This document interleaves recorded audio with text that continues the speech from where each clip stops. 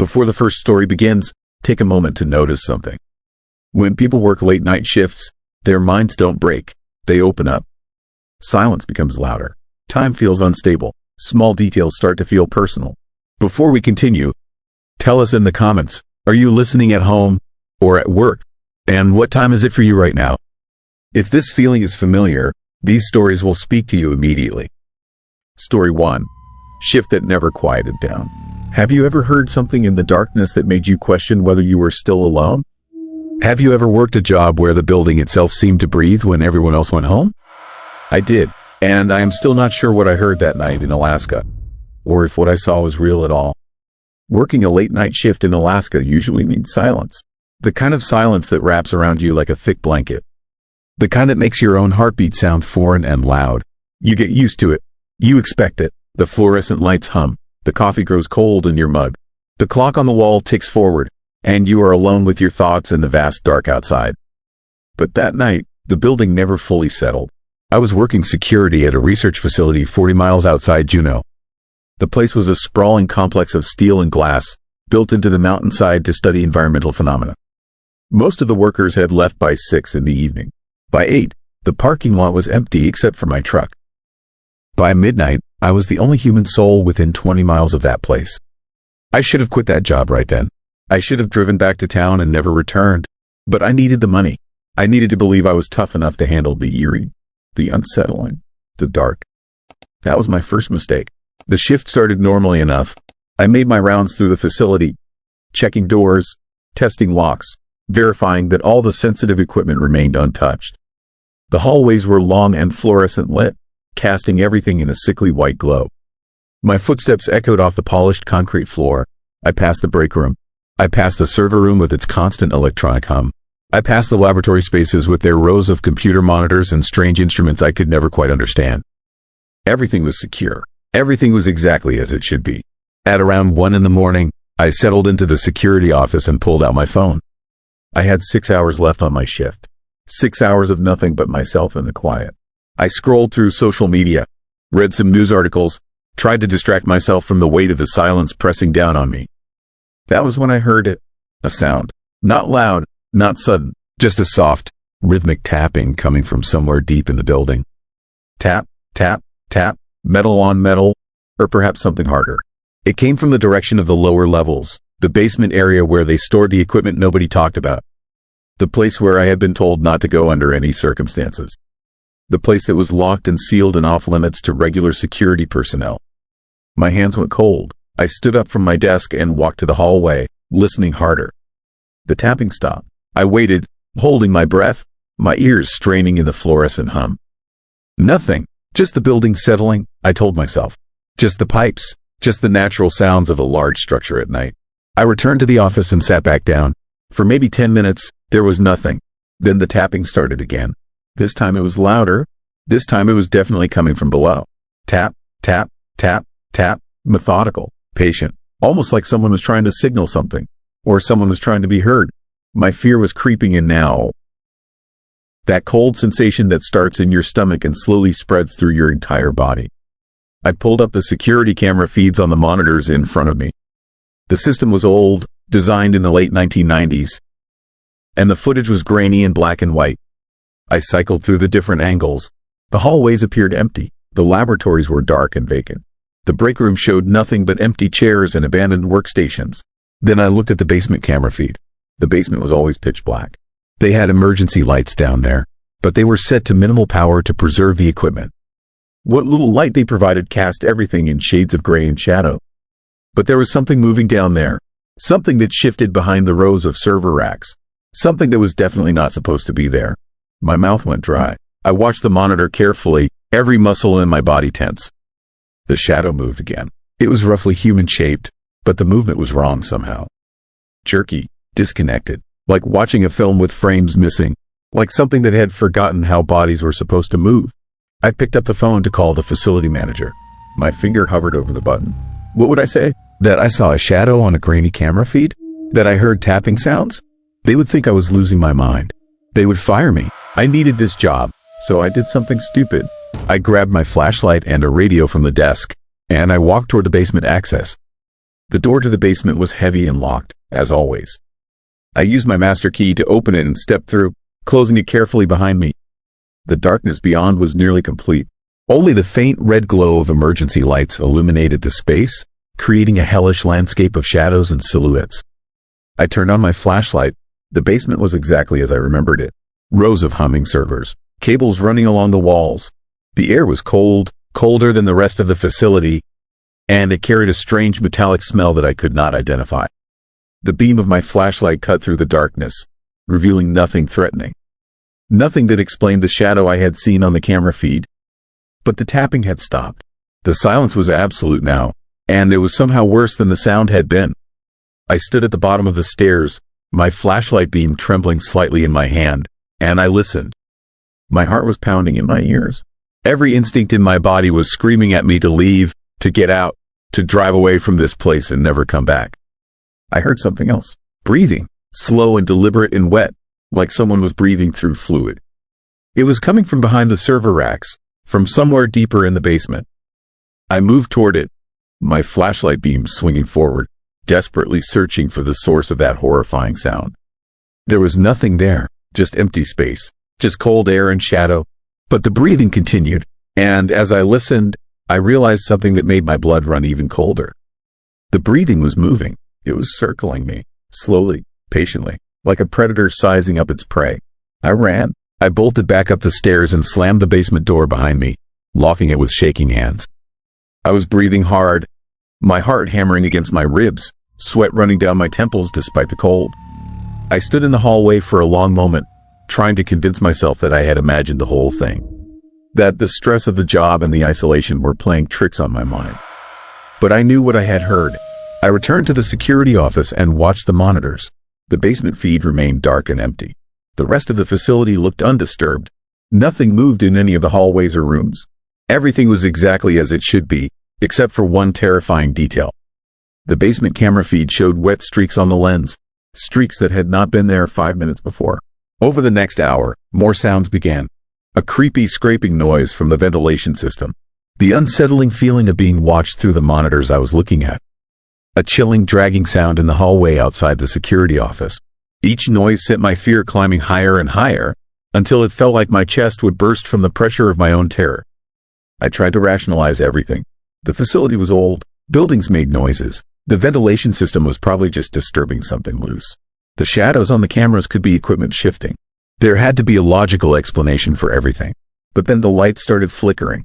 First in the hallway, then in the security office. On and off, like something was manipulating the power grid from somewhere in the building. Each time the lights went dark, I heard that wet breathing sound getting closer. Each time they came back on, I felt like I had narrowly escaped something horrible. I reached for my phone to call for help. The screen was dead. I pressed the power button repeatedly, but nothing happened. The battery had been full when I checked it just minutes before. Now it was completely drained, as if something had sucked the power right out of it. The radio crackled. Static, just white noise that made me flinch and jump out of my chair. Then, beneath the static, I heard something else. A voice, or what might have been a voice. It sounded like it was coming from very far away, like it was being transmitted through thousands of miles of empty space. The words were not English. They were not any language I recognized. They were sounds that no human throat should be able to make. And they were coming from inside the building. The unsettling sensation of dread that had been building all night suddenly crystallized into pure, focused terror. I understood, with absolute certainty, that I was no longer alone in this facility. That something had been down in the basement all along. That it had been waiting for the right moment to move. And that moment was now. I grabbed my keys and ran for the exit. The hallways seemed longer than they had ever been. The fluorescent lights were flickering more rapidly now, creating a strobe effect that made everything feel like a nightmare. I could hear footsteps behind me, but they were wrong. They sounded like something heavy dragging itself across the floor, something that was not moving with legs but with something else entirely. I did not look back. I could not look back. Looking back would mean confronting what was chasing me, and I knew that seeing it directly would shatter my mind. The front doors were locked, as always. I fumbled with my key card, my hands shaking so badly I could barely hold it. The electronic lock beeped and the door swung open. I burst through into the cold Alaskan night and ran toward my truck. Behind me, The building went completely dark. All the lights, inside and out, died at once. I was running blind through the parking lot, my eyes not adjusted to the darkness. I slammed into my truck and yanked the door open, diving into the cab. My hands were shaking as I fumbled with the ignition. Come on, come on. The engine caught and roared to life. I threw the truck into reverse and floored the accelerator, spinning the wheels in the gravel. My headlights illuminated the facility one last time, and what I saw in that moment will haunt me forever. In the window of the security office, where I had been sitting just minutes before, there was a shape, tall and impossibly thin, with limbs that bent at angles that no human limbs should bend. Its head was turned toward me, and even in the darkness, I could feel it watching me with an intensity that was almost physical. And then my truck hit the road and I was away, speeding into the night, my hands locked on the steering wheel and my eyes locked on the rearview mirror, waiting for something to emerge from the darkness behind me. I drove back to town. I never reported what happened to my employer. I never went back to that facility.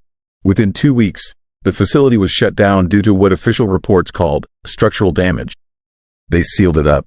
But here's what bothers me most. A month after I left, I received a package in the mail. No return address. Inside was a photograph from the security camera system. It showed me standing in the basement at the bottom of the stairs, my flashlight pointing at something I could not see. But there was something else in that photograph. Standing directly behind me, so close I could have touched it, was that shape. That tall, impossibly thin figure with bent limbs. And clutching my shoulder, with fingers like branches, was a hand that had definitely not been there when I was in that basement. I have spent months trying to convince myself the photograph was doctored. But I know the truth. Something was there with me. Something I am still carrying.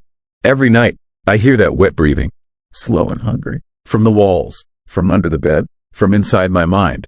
And I cannot tell the difference anymore between my thoughts and its presence. I do not know what was in that basement. I do not know what it wanted. I do not know if I made it out alive, or if I am still down there, circled by something that feeds on fear. If you are offered night work at an isolated location, do not take it. Silence teaches you to listen, and some things answer back. Patient things, things that have waited for you. Sleep well, you might be surprised what answers back. Story 2. Radio call that had no sender. The red light blinked once, then twice, then it just stayed on, casting that terrible glow across the dispatch console at 3 in the morning.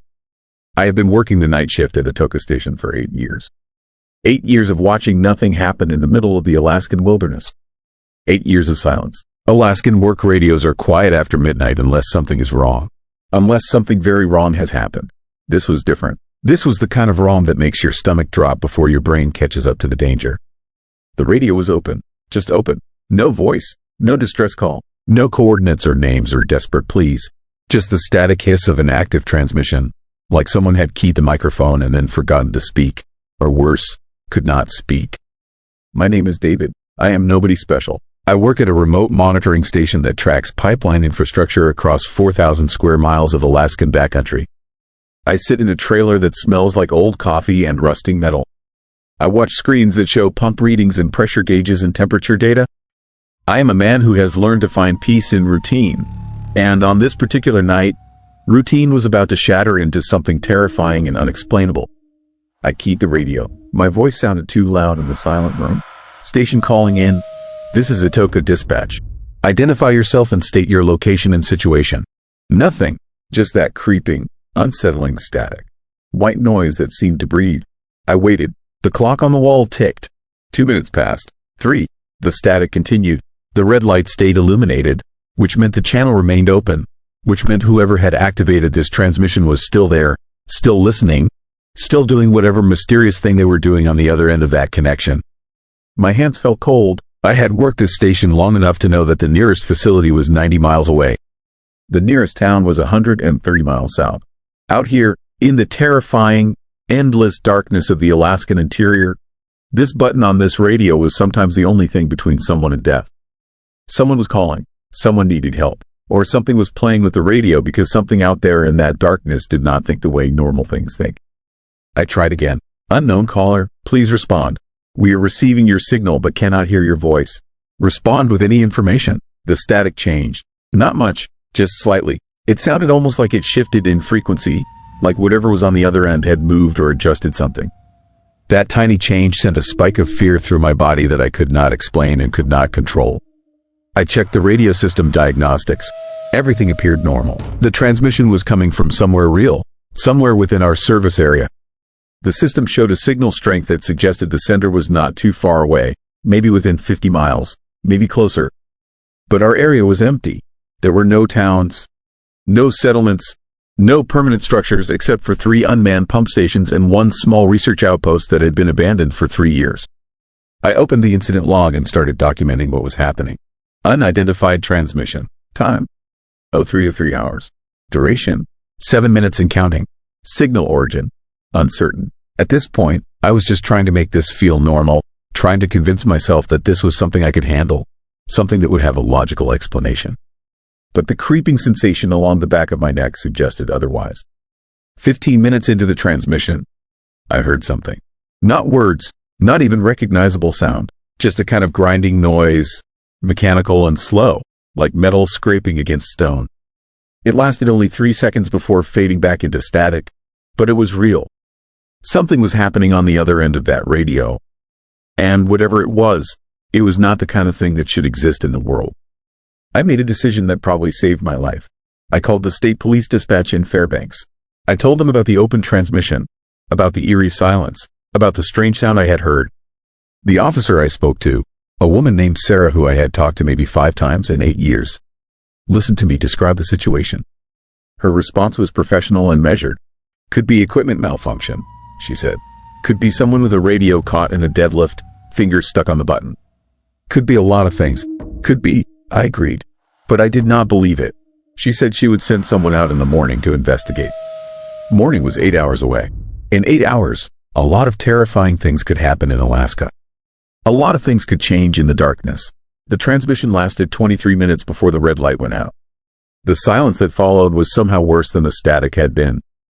At least when that channel was open, I knew something was happening. Something was reaching out across the cold emptiness toward the station, toward me. Now there was just dead air and questions that had no answers. I did not sleep for the rest of my shift. I sat at that console and watched the equipment and waited for the dawn. I replayed the transmission 3 times in my mind, trying to find meaning in that strange grinding sound. I searched my memory for any logical explanation. Machinery of some kind, an engine, a pump malfunction, something human and mechanical that could be repaired and explained and filed away as a minor incident in a minor log. But that sound had not been like any machinery I had ever heard. It had a quality to it that seemed almost deliberate, almost like it was trying to communicate something through the limitation of metal and rust and distance. When the sun came up over the Alaska range, it felt like a miracle. I had survived another night shift. Most people do not understand what night shifts feel like when you are alone in the middle of nowhere. Your perception starts to drift. Shadows become threatening. Sounds become ominous. The absence of other humans starts to feel less like solitude and more like isolation, like abandonment, like being left outside a locked door while something else moves around inside. The state police arrived at 10 in the morning. 2 officers in a truck that looked too clean for the rough terrain around the station. They questioned me about the transmission, asked me to play the recording, asked me about the grinding sound. One of them, a man with a scarred face and tired eyes, listened to that recording and his expression changed. Just slightly, just enough for me to notice. "How long you worked out here?" he asked me. 8 years, I told him. Ever heard anything like that before? I had not. And we both knew it. They did some investigation. They checked the radio equipment. They tried to triangulate where the transmission had come from. They called it in to their supervisor. What happened next is the part of this story that still keeps me awake at night, the part that makes me question everything I think I know about the way the world works. The transmission had not come from a radio. Or rather, it had come from a radio, but not from any radio that was registered or tracked or reported.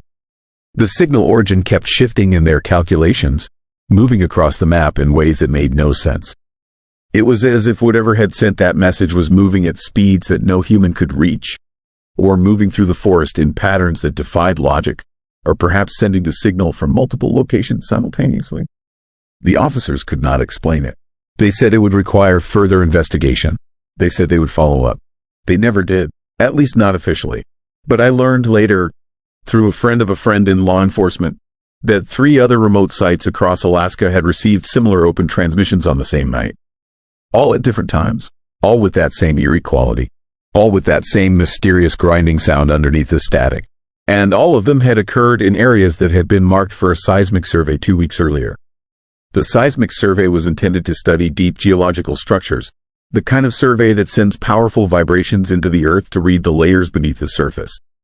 I do not know what they found.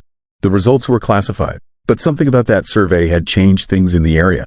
Something had been disturbed. Something that had been sleeping in the rocks and soil of Alaska had woken up and started using the radio to communicate. I requested a transfer 2 months later. I could not keep working at Atoka Station. Every night shift, around 3 in the morning, I would find myself staring at that radio, waiting for it to light up again. Waiting for that red light to blink and that static to return. Waiting to hear that grinding sound again. That terrible mechanical noise that seemed to come from somewhere deeper than the earth itself. The transfer was approved. I moved to a facility in Anchorage, something closer to civilization. Something where there were other people around at 3 in the morning. Something where I could pretend that what happened that night was just a malfunction, just a strange coincidence. Just one of those eerie moments that life sometimes throws at you and then moves on. But I know it was not a malfunction. I know something was trying to reach us through that radio. And I know that whatever it was, it is still out there in the Alaskan wilderness, still moving through the forests and mountains, still responding to the vibrations of the seismic equipment, still using the frequency that humans have created to try and communicate across distance and darkness. Last month, I heard that Atoka Station had been decommissioned. Officially, it was a budget decision. The station was not deemed essential anymore. Unofficially, I suspect they closed it because of the incident. I suspect the state had some understanding about what had happened that night, some awareness of the chilling truth about what had woken up when they disturbed the deep earth with their seismic surveys. Every night, I wonder if that thing is still trying to reach out through the radios of other remote stations.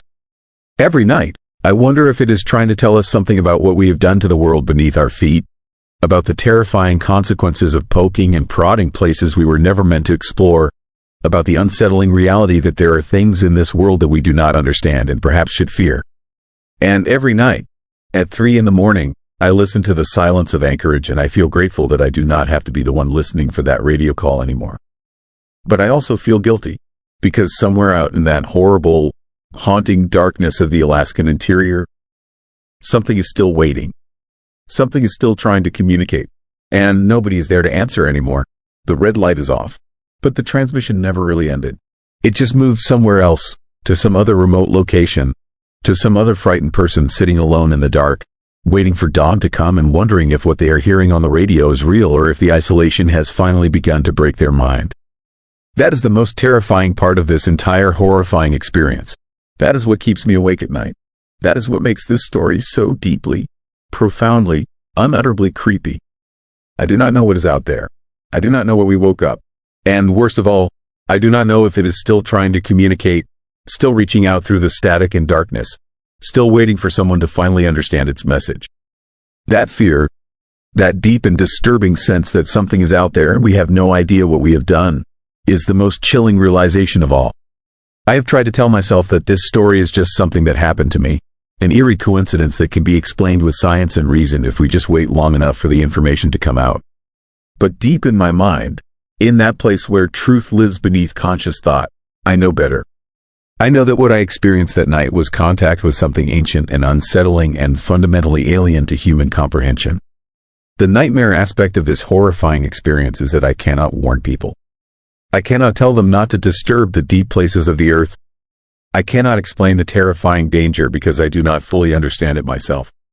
All I know is that on one particular night in the Alaskan darkness, I heard something that should not exist.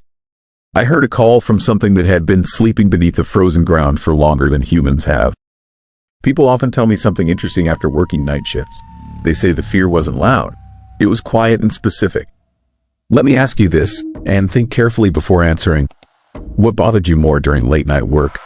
The silence itself, or the feeling that something might interrupt it?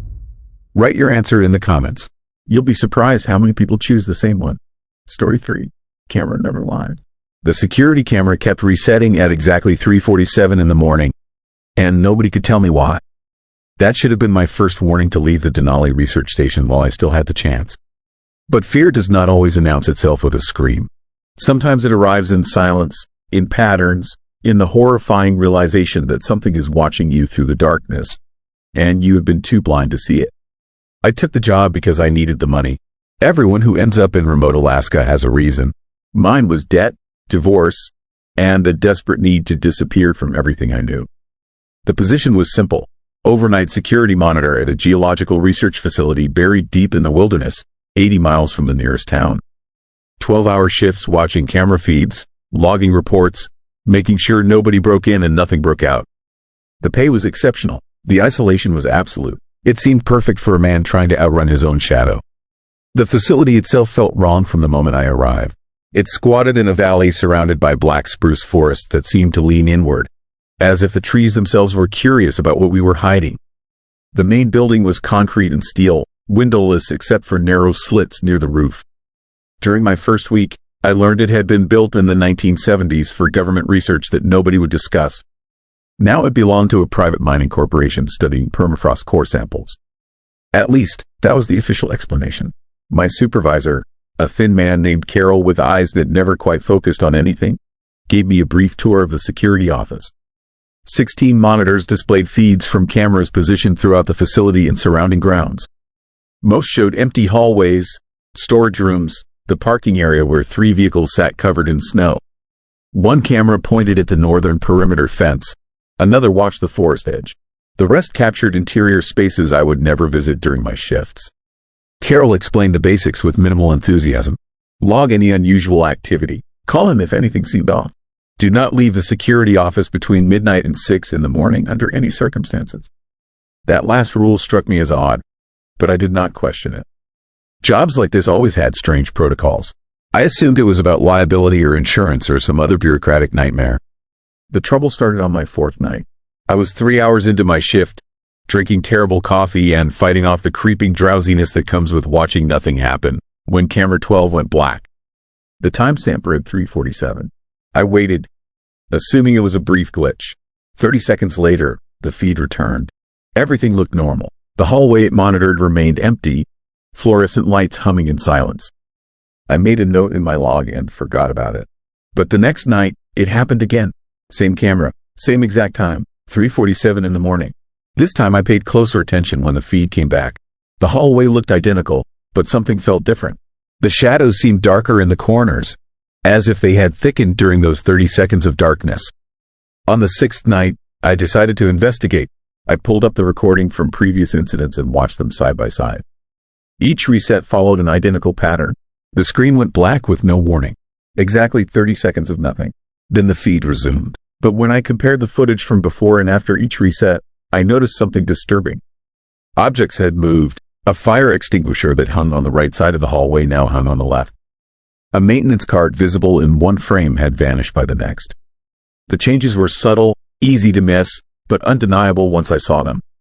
I called Carol. He answered on the 4th ring, his voice thick with sleep and irritation.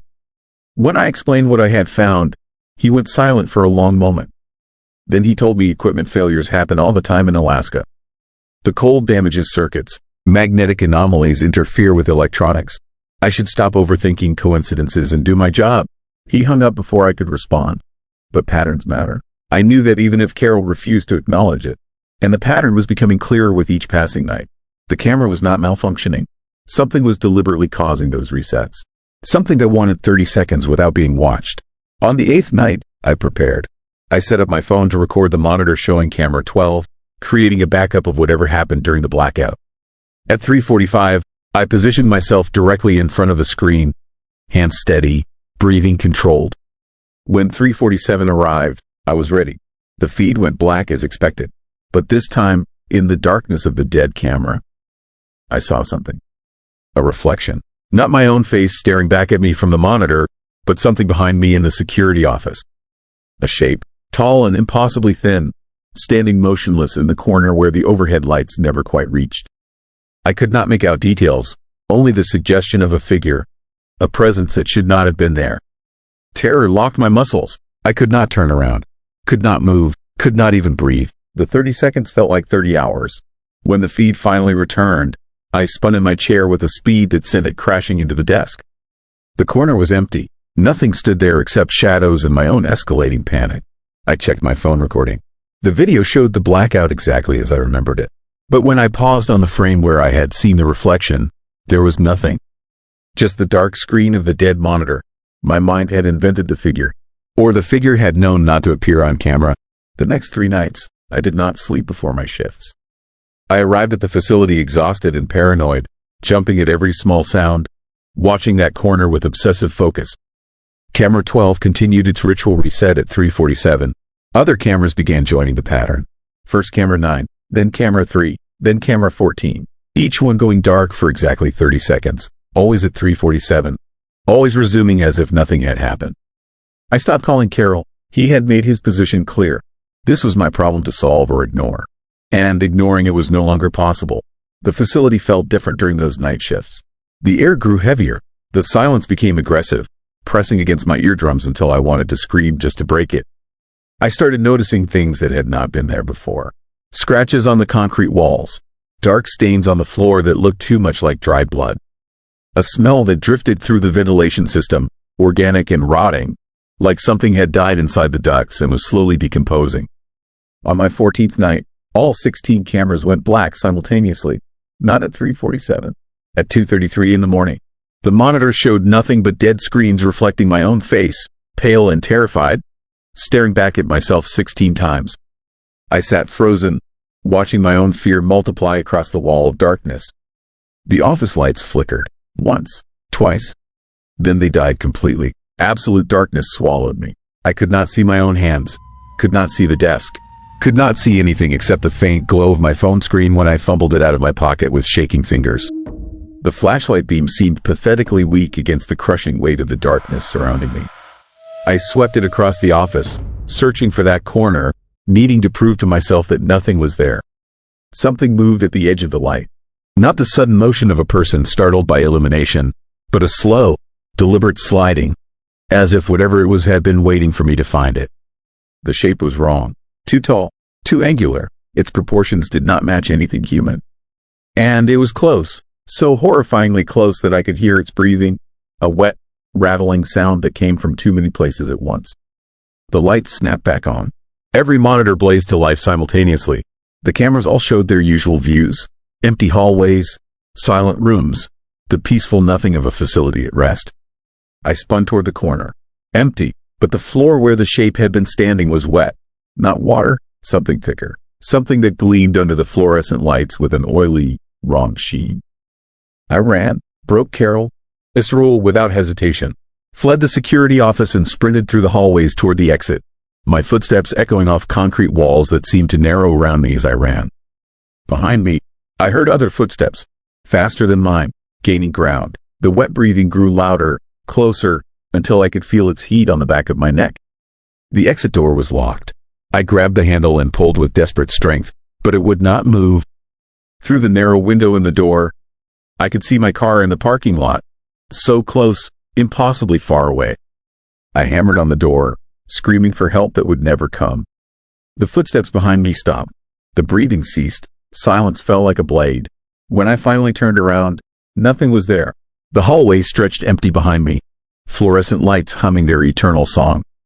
But on the wall next to where I stood, someone had written a message in that same oily substance I had seen on the floor. The letters were crude, dripping, formed by something without fingers. We reset the cameras so you would not see us arrive. I quit that night, drove 80 miles through darkness and snow without stopping, did not look back even once. Carol never called to ask why I abandoned my post. The facility never contacted me about final payment. It was as if my time there had been erased from every record, every memory except my own. 3 months have passed. I am back in the lower 48 now, working a normal job, living in a normal apartment, trying to convince myself that what happened in Alaska was exhaustion and isolation playing tricks on a broken mind. But sometimes, late at night, my phone camera goes black for exactly 30 seconds. And when it comes back, I see things in my apartment that have moved while I was not watching. Small things. A cup turned the wrong way. A book moved from one shelf to another. A door that I know I closed now standing open just a crack. The pattern has followed me home, and I am beginning to understand the terrible truth. The resets were never about hiding their arrival. They already arrived a long time ago. The resets are about hiding what they are doing now.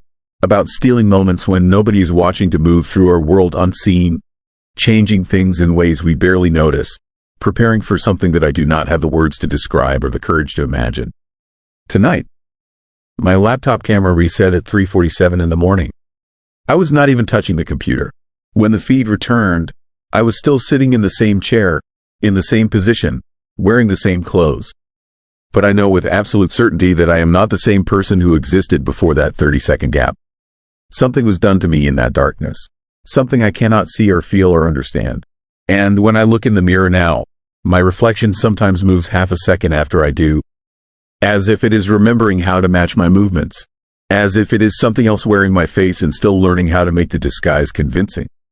The cameras keep resetting, not just mine, everywhere. Security systems across the country experiencing unexplained blackouts that last exactly 30 seconds. Nobody talks about it. Nobody investigates. We have all learned to look away from patterns that terrify us, to accept glitches and malfunctions as normal. But patterns matter. And this pattern is spreading. They are here. They have always been here. And every time a camera goes dark, they are making sure we do not see what they are really doing in the spaces between our moments of watching. The question that keeps me awake now is not what they want. The question is how long they have been doing this. How many times have the cameras in your life reset without you noticing? How many 30-second gaps have passed while something stood behind you, changing you in ways you will never understand? Check your security footage, watch for the resets, and when you find them, remember this. They are not hiding their arrival anymore. That happened long ago. Now they are just hiding the fact that we are not alone in our own skin. That we never were. That every reflection, every shadow, every moment we are not watching ourselves might be the moment when something else is. The cameras will reset again tonight. They always do. And in that darkness, in that perfect blindness we have built into our own surveillance systems, they will continue their work. Whatever that work may be, whatever we are becoming. The terrifying truth is not that they are watching us. It is that we have spent so long watching screens that we forgot to watch ourselves. And in that forgetting, in that blindness, something else learned to watch through our eyes. To move with our hands. To speak with our voices. The security camera kept resetting. And by the time I understood why, it was already too late to stop what was happening. Too late to warn anyone who might listen. Too late to do anything except wait for the next blackout and wonder what will be different when the feed returns. What will have changed? What will have been taken? What will have been left behind in its place? 3:47 is approaching. My phone screen just went dark. In 30 seconds, it will return, and I will still be sitting here. But will I still be me? Story 4. Last shift. I have been standing in this building for 43 hours, and I absolutely know something terrible has happened to the world outside.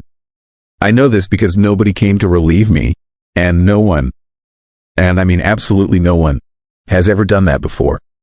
Let me tell you how the creepy part started exactly. My name is Marcus Reed, and for the past 6 years I have worked the night shift at the Colville Monitoring Station in Alaska, about 200 miles south of the Arctic Circle. The job itself is simple. Watch the seismic equipment, log the readings, make sure nothing breaks.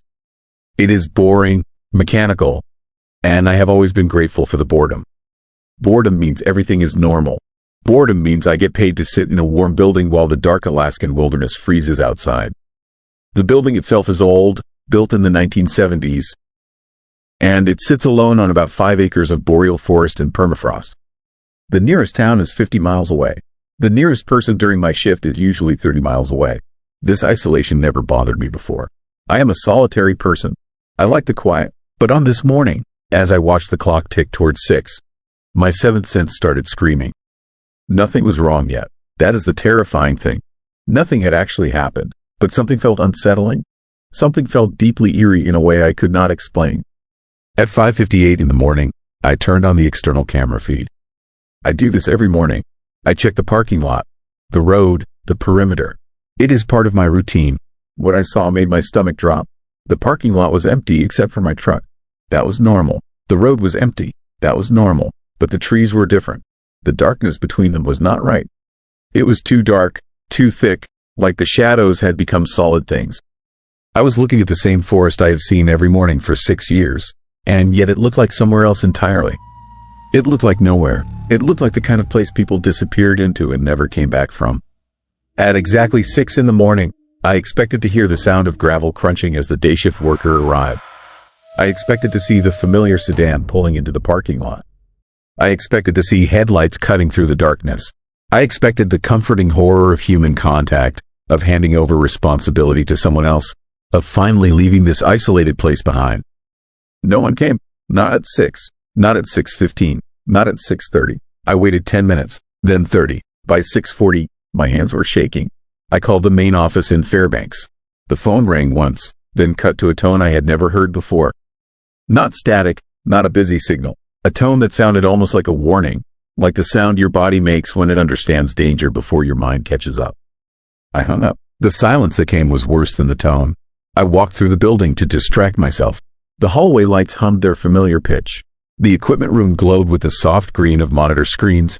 Everything was exactly as it always was. The creepy feeling was growing, spreading through my chest like a sickness, but the space around me remained unchanged. That disconnect, that horrible gap between my fear and my surroundings, made everything worse. I checked the emergency protocols. I was supposed to try calling again at 7. I was supposed to wait 6 hours before abandoning the station. I was supposed to keep the equipment running no matter what. These rules had been written by people in offices who had never spent a night in this building, who had never felt the way the silence seems to press against your ears out here. At 7 o'clock exactly, I called again. This time, there was no ring. The line was dead, completely dead. No tone, no noise, just an absence so complete it felt like a presence. That is when I truly understood that something terrifying had happened. I went to the window and looked out at the darkness. Dawn was not coming the way it usually does. The sky was staying dark. It had been dark for months because of where we are, but this darkness was different. This darkness felt intentional. This darkness felt like it was looking at me. I made tea. I do not know why. My hands needed something to do. I sat at the desk in the main monitoring room and watched the seismic readings. Everything was normal. The earth was not shaking. No earthquakes, no volcanic activity, no disasters that my machines could detect. But something had happened. Something had reached out and broken the world in a way that the sensitive equipment monitoring the ground could not register. Something had happened to people. The second time the horror truly hit was around 8:30, when I realized I had not eaten since dinner the previous evening. My stomach was empty, my hands were still shaking, and my mind was starting to make connections. Bad connections that seemed to lead nowhere good. Suggestions that the silence had been a terrifying message. I went to the break room and opened the refrigerator. The light cast a fluorescent glow across half-eaten sandwiches and containers of coffee. The room suddenly felt very cold, not from the refrigerator but from understanding. The person who had worked the day shift yesterday, who was supposed to leave at 6 in the evening, had left his lunch inside this fridge. His lunch was still here, which meant he had never come back for it. Which meant he had gone home to a town that no longer answered the phone. I closed the refrigerator door and sat down on the plastic chair in that small room. The walls were beige. There was a cork board with a calendar from last year. There was a coffee stain on the counter. All of this seemed impossibly normal, and that normalcy was the most horrifying thing I had encountered yet. I tried the emergency radio. I turned through every channel. Nothing but static and that occasional eerie tone, like the universe was warning me about something I was not supposed to understand. By 9 in the morning, the sun still had not risen properly. The sky outside was staying at that dark twilight color that this far north can last for hours even when the sun is technically above the horizon. I had been awake for 24 hours. My body was starting to shut down in the way bodies do when they are terrified. I was neither asleep nor awake but floating somewhere between, experiencing everything with the unreal quality of a nightmare. I went back to the external camera feeds and turned on every recording I could find. If I was going to be alone here, if something terrible had actually happened to the rest of the world, I needed documentation. I needed proof. I needed to record what was happening to me. And that is when I saw the figure. It was standing at the edge of the forest, at the boundary between the trees and the cleared area around the building. It was not moving. I am not sure how long it had been standing there. It was the kind of thing that if you blinked, you might think you had imagined it. It looked almost human, almost the right size and shape. But something about it was wrong. It was standing with the kind of stillness that nothing alive stands with. It was not a person who was being still. It was something that did not understand movement well enough to move. I watched it for 3 minutes before it slowly turned its head toward the camera. I could not see its face. There was too much darkness and distance. But I felt it looking at me. I felt the weight of its attention through the glass of the monitor and across the frozen ground and through the walls of the building. Then it walked away, disappearing back into the trees with movements that did not quite match how human legs are supposed to bend. I stopped watching the external cameras after that. The building is automatic enough that I do not need to do much of anything. The heating works, the lights work, the equipment logs and records everything without my input. I could sit here forever, technically. I could wait it out, whatever it is. But every hour that passes, I become more convinced that the world outside has fundamentally changed, and that I am inside this building because the building is protecting me from something, or trapping me with something, or both. At 11:00 in the morning, my mind finally accepted that I had not slept in nearly 30 hours. I lay down on the cot in the spare room and closed my eyes. I did not sleep. I lay there in the darkness with my eyes open, listening to the building settle and creak, listening to the wind outside move through the trees, listening for the sound of a vehicle that would never arrive. Around noon, I hear scratching on roof. It was not an animal. I know what animals sound like. This was something dragging itself across the metal and ice up there, something with considerable weight, something that seemed to know where it was going. It moved in straight lines. It moved with intention. It moved like something that was looking for a way inside. I did not go up to investigate. I stayed in my cot and made myself as small and silent as possible. I do not know how long it stayed on the roof. Eventually, the sound stopped. Maybe an hour, maybe 3 hours. Time stopped making sense. When I finally got up, I went to the kitchen and found that I had made a conscious decision without even realizing it. I was not going to leave this building. I was not going to try to make it to the road where no one was coming to pick me up. I was not going to venture into the forest where things move like they were not quite shaped like human beings. I was going to stay here and wait. Wait for what? I do not know. I do not if anyone is going to come. I do not know if anyone is left anymore. But the building still has heat. The building still has water. The building still has emergency rations that could feed one person for months. And the building has one thing that the outside world no longer seems to have. Light. And the unsettling thing, the deeply creepy thing that I understand now, is that the light is all that is standing between me and whatever exists in the darkness out there. Not the walls, not the locked doors, not the distance, just the light. Just the simple fact that I can turn on a switch and make this space visible. And as long as it is visible and bright, as long as there is illumination, the things outside cannot quite figure out how to get in. Or maybe that is not true at all. Maybe they could come through the walls anytime they wanted. Maybe the light is not actually protecting me. Maybe I'm just staying in a building that I believe is protecting me, which is exactly the same as a trap. Because here's the thing about being isolated. Here's the thing about being alone with only your thoughts and the growing certainty that something catastrophic has happened to the world you knew. You cannot trust your own mind. You cannot trust your own instincts. You start to believe that everything is a sign. You start to think that the wind is speaking to you. You start to think that the building itself might not be your shelter, but might be something else entirely. Something that has been waiting for you to stay long enough to realize that you cannot leave. It has been 43 hours now. No one has come to relieve the shift. No one has tried to contact me. No one has sent help. The emergency rations are still sealed. The lights are still on. And every time I go to the window and look at the darkness between the trees, I see that same shape, standing perfectly still, waiting for the moment when my vigilance fails and I finally make a mistake. I have 43 hours of survival left, assuming the rations last, assuming nothing finds a way in, assuming that isolation does not finally break my mind completely.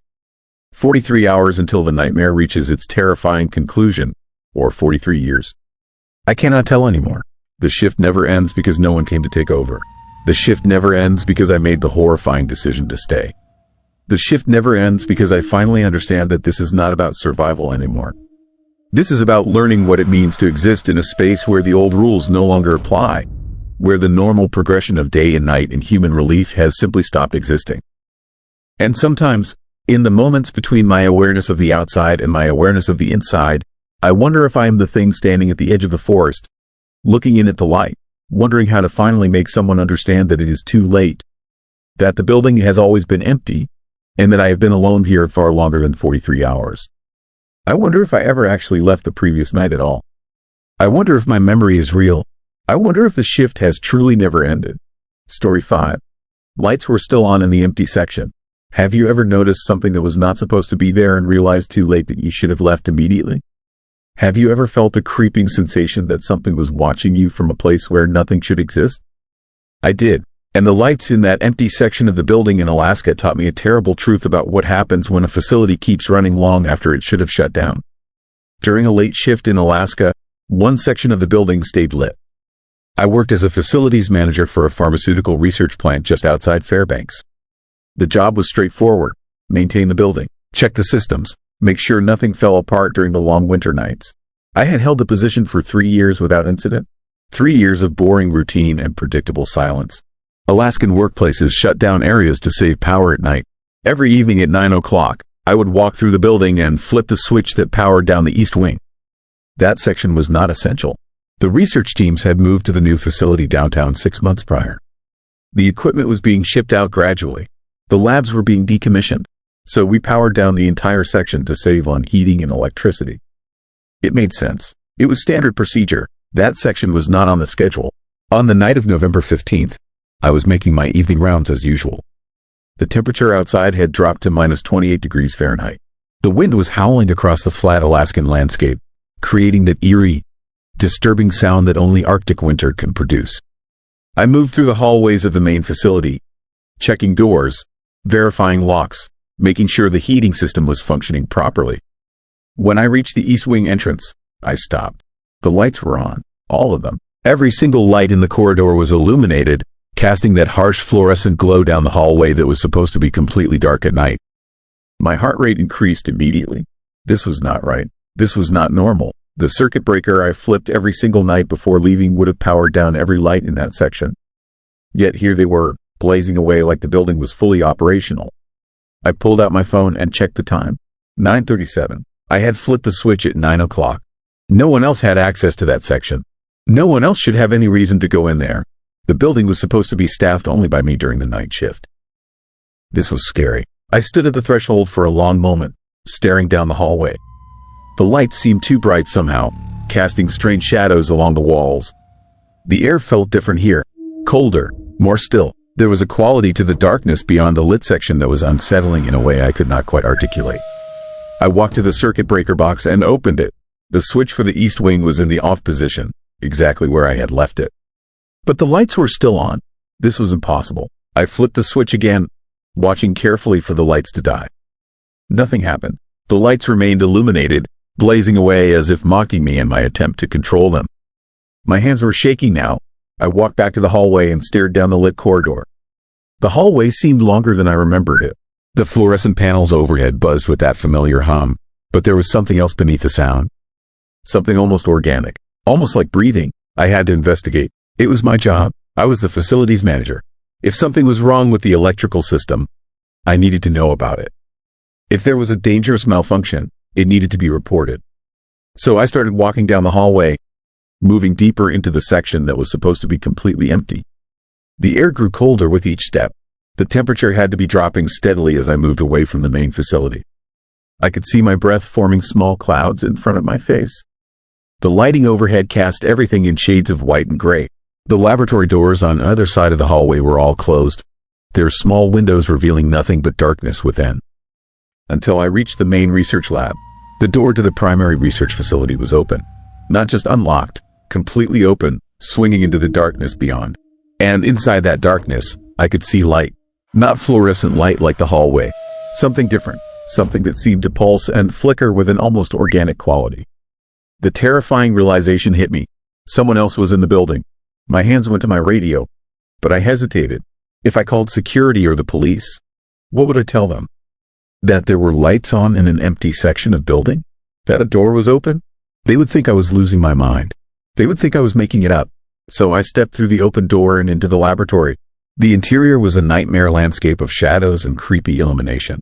The light was coming from several of the computer monitors along the back wall. They were all turned on, displaying screens full of text and data. But the computers had been shut down months ago. All of them. I had personally coordinated the decommissioning process. Every piece of equipment in this lab had been powered off or removed. Yet here they were, operating, running, processing information. The chairs at the workstations had been pushed aside, creating a clear path through the center of the lab. And on the main table at the front of the room, I saw something that made my blood turn to ice. A logbook, an old one, with a leather cover that was cracked and faded. Beside it lay a pen, and on the open page, I could see entries written in handwriting that was crisp and fresh. Recent entries, written in what appeared to be the last few days. The handwriting was mine. That was impossible. I had never seen this logbook before. I had never written in it. I had no memory of any of it. But the handwriting was unmistakably mine. The way I crossed my T's, the particular shape of my capitals. All of it matched my own hand exactly. My paranoia was starting to overwhelm me. My fear was becoming something physical, something that sat in my chest and made it difficult to breathe. This was not happening. This could not be happening. I picked up the logbook with shaking hands and read the entries. The first one was dated 3 years ago, the day I started working at the facility. But the content of the entry was disturbing. It described the actual layout of the laboratory in precise detail, but also included things that made no sense. References to experiments, references to results, references to something called the prototype. The next entry was dated 3 months later. This one described my daily routine in detail, but written as if I was observing myself from outside, as if someone was watching me work and recording what they saw. The dates jumped forward. More entries appeared, each one growing stranger, each one describing events and conversations that I had no memory of. And then the final entries, the ones written in the last few days, were different. They were frantic, desperate, written in jagged, uneven script. The last entry read, "Subject remains unaware. Observation period extending as planned. Replication process 73% complete. Once the copy reaches 95% fidelity, we will begin the transition." I dropped the logbook. The sound of it hitting the floor echoed through the laboratory like a gunshot. I spun around, my eyes scanning the shadows in the corners of the room, searching for any sign of movement. Searching for proof that I was not alone. And that was when I heard the sound. Footsteps. Coming from somewhere deeper in the facility. Coming toward me. Slow and deliberate and absolutely terrifying. They were moving through the hallway with an unhurried gait, the gait of something that knew I was here and was not concerned about being discovered. I bolted for the door. The hallway was still brightly lit, but now the lights seemed hostile, too harsh, too revealing. I could see my shadow on the wall in front of me as I ran, a dark silhouette racing down the corridor toward the main facility. Behind me, the footsteps continued, getting closer, getting faster. Whatever was following me was no longer moving with that slow, patient pace. It was hunting now. I reached the entrance to the east wing and slammed the door behind me. I threw the lock, knowing it would probably not matter. I was breathing hard, my lungs burning, my heart hammering against my ribs so hard I thought my chest would burst.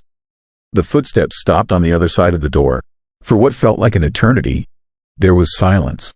I pressed my ear against the door, listening, trying to determine if whatever was chasing me had given up or was simply waiting. Waiting for me to make a mistake. Waiting for me to open that door again. Then I heard the voice. It was my voice, my exact voice, down to the specific tone and cadence. But the words it spoke filled me with unspeakable horror. The voice on the other side of the door said my name and told me that the transition was beginning. That the old version of me needed to step aside so the new version could step forward. That this had always been the plan. That I had volunteered for this, even if I could not remember it. I backed away from the door, my mind reeling, my grip on reality slipping away like sand through my fingers. This was nightmare logic. This was the kind of horrifying, chilling experience that should not be possible in the waking world. I ran through the main facility and burst out into the parking lot. The Arctic wind hit me like a physical force, but I barely felt it. I jumped into my truck and started the engine, my hands shaking so badly I could barely grip the steering wheel. As I pulled out onto the highway, I looked back at the building in my rear-view mirror. The lights in the east wing were still on, still blazing away in the darkness. And in one of the windows, I could see a figure standing and watching me drive away. The figure was me. Exact copy. Perfect replica. I drove for hours, trying to make sense of what had happened. Trying to convince myself that I had imagined the whole terrifying ordeal. That stress and isolation had finally gotten to me and I had experienced some kind of psychotic break. But when I arrived at my small house on the outskirts of Fairbanks, I found something on my kitchen table. A folder, and inside the folder was a collection of photographs. Photographs of me, dozens of them, taken over the last 3 years.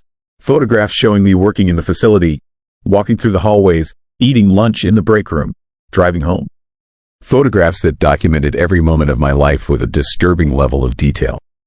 And on the back of the final photograph, written in that handwriting I recognized as my own, were the words, "Do not try to run. We know where you are. The process cannot be stopped now." That was 3 weeks ago. Since that horrible night, I have become aware of gaps in my memory. Times I cannot account for. times that terrify me. I start my day at 7 in the morning, and by 6 in the evening, 12 hours have simply vanished. I have visited doctors, undergone evaluations. None can find anything wrong with me physically. But every night, I hear footsteps in my house. Slow, methodical footsteps moving through the rooms, observing me, taking notes, watching how my replacement is progressing. The terrifying part is this. Over 3 weeks, I have become increasingly unsure of who I am. When I look in the mirror, I sometimes see a stranger looking back. When I speak, I hear an echo of my voice, slightly different from what I expect. When I think my thoughts, I cannot remember if they are my own or inserted by something wearing my skin. Last night, I woke at 3 in the morning with no memory of sleep. I found myself walking toward my truck, fully dressed, keys in hand. I was about to drive back to that facility, back to the lights in the empty section. I do not know how much longer I can resist. I do not know how much longer I can maintain that I am still myself and not some kind of copy slowly learning to be human. All I know is somewhere in that pharmaceutical facility in Alaska, another version of me is becoming more real with each passing day. And somewhere in this house, something wearing my face is moving through my life, learning to be me in every way.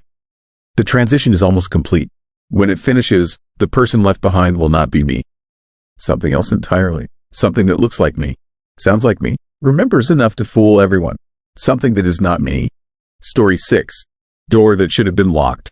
The door was open. That single fact sent a wave of fear through my body that I could not explain and could not shake. My hand started shaking as I stared at the metal frame, at the darkness beyond the threshold.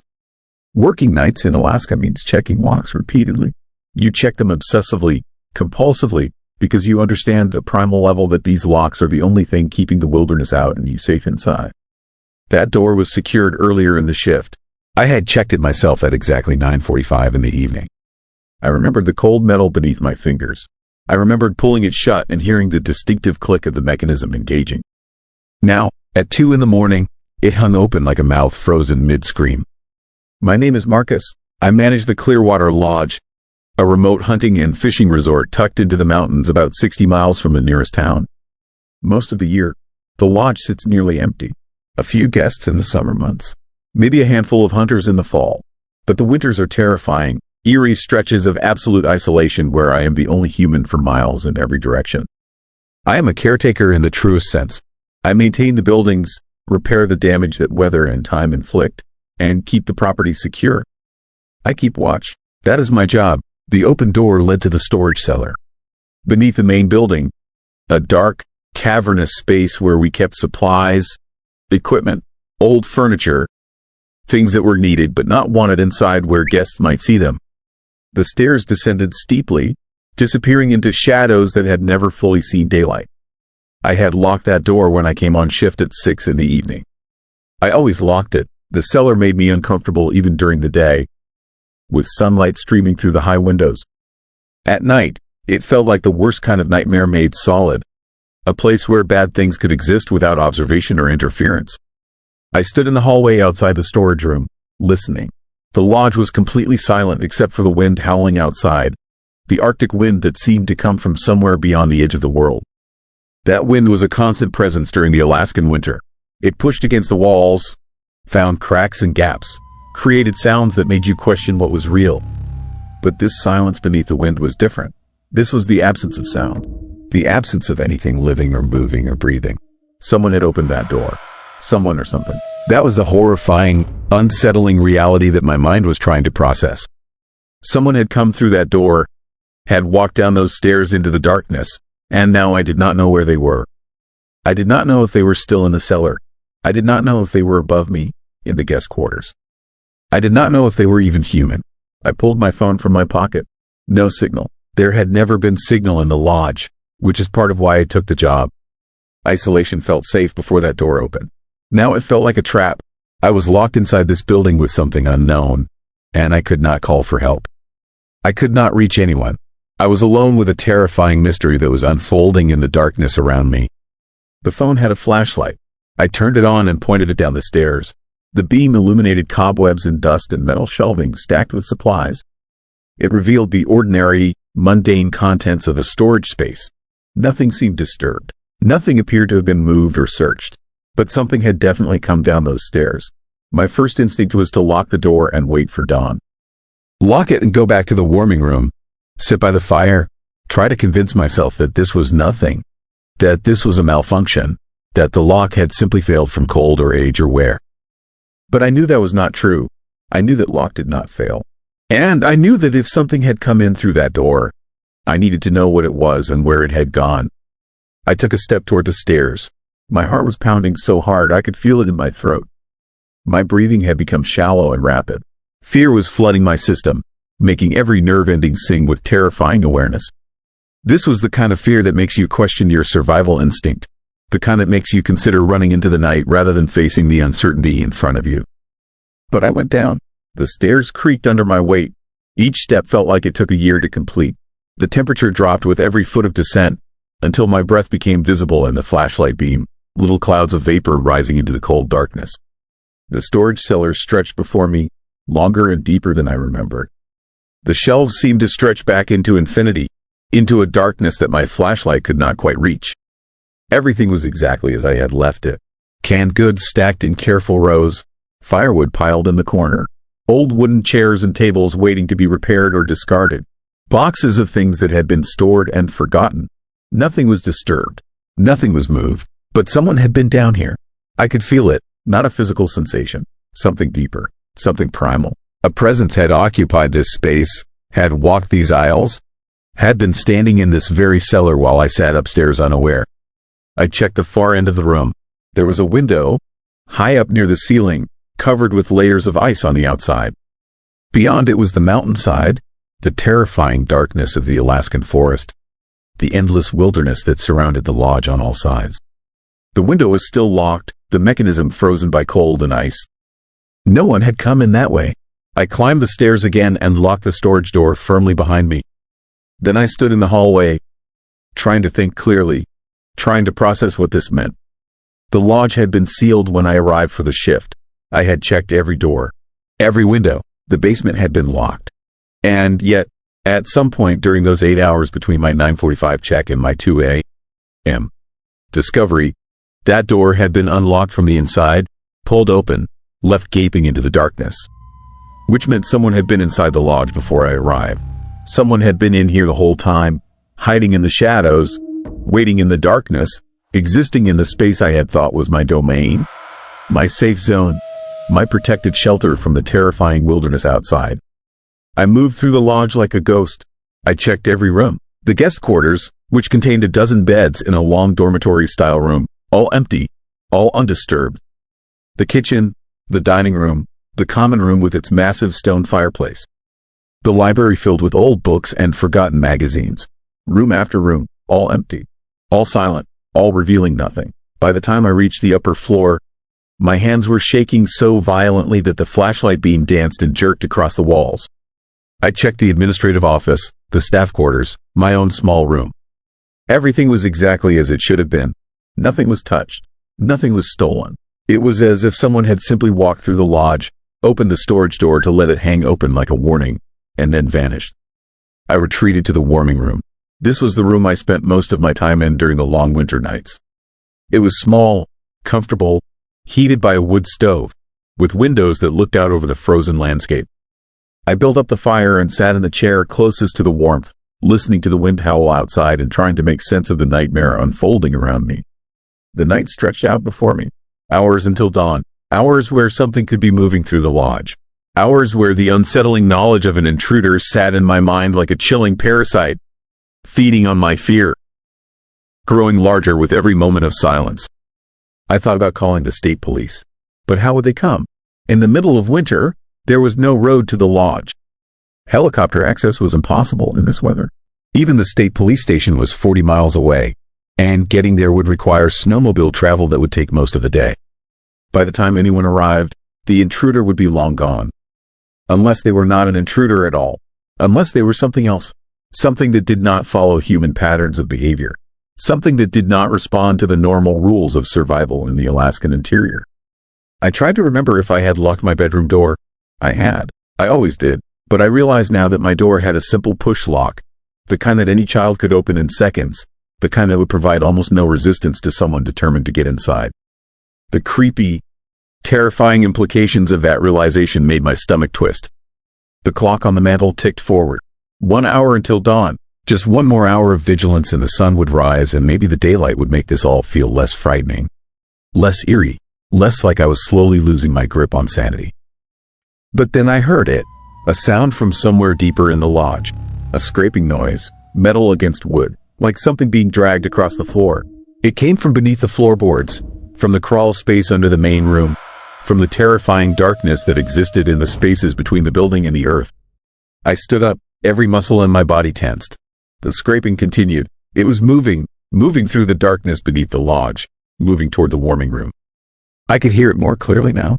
Something large, something heavy, something that was not trying to be quiet, something that was deliberately making noise, deliberately announcing its presence, deliberately terrorizing me with the knowledge that I was not alone. The sound moved past the warming room and continued deeper into the building. I heard the scraping fade as it moved away from where I stood. I was breathing so hard I thought my chest might explode. My vision had narrowed to tunnel vision. I could not think clearly. I could only feel the primal terror that comes from being hunted, from being trapped, from being watched by something unseen and unknown. I made a decision that probably saved my life. I put on my heaviest winter coat, grabbed a flashlight, filled a backpack with water and food from the kitchen, and I left the lodge. I stepped out into the terrifying Alaskan night, into the wind and cold and darkness, and I started walking. I walked until dawn. I walked through the forest, following game trails and creek beds, keeping the lodge behind me. My legs burned from effort. My lungs ached from breathing cold air.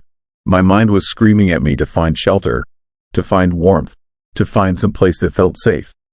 But safety no longer existed for me inside that building. When the sun finally came up, I had made it to a ranger station about 8 miles away. The ranger found me half frozen, barely conscious, delirious from cold and fear and the lack of sleep.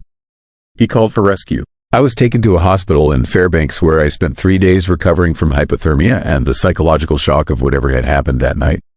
When I told the police about the open door, about the sounds beneath the building, about my certainty that something had been inside the lodge, they seemed skeptical. They investigated. They found no signs of forced entry. They found no evidence of anything unusual.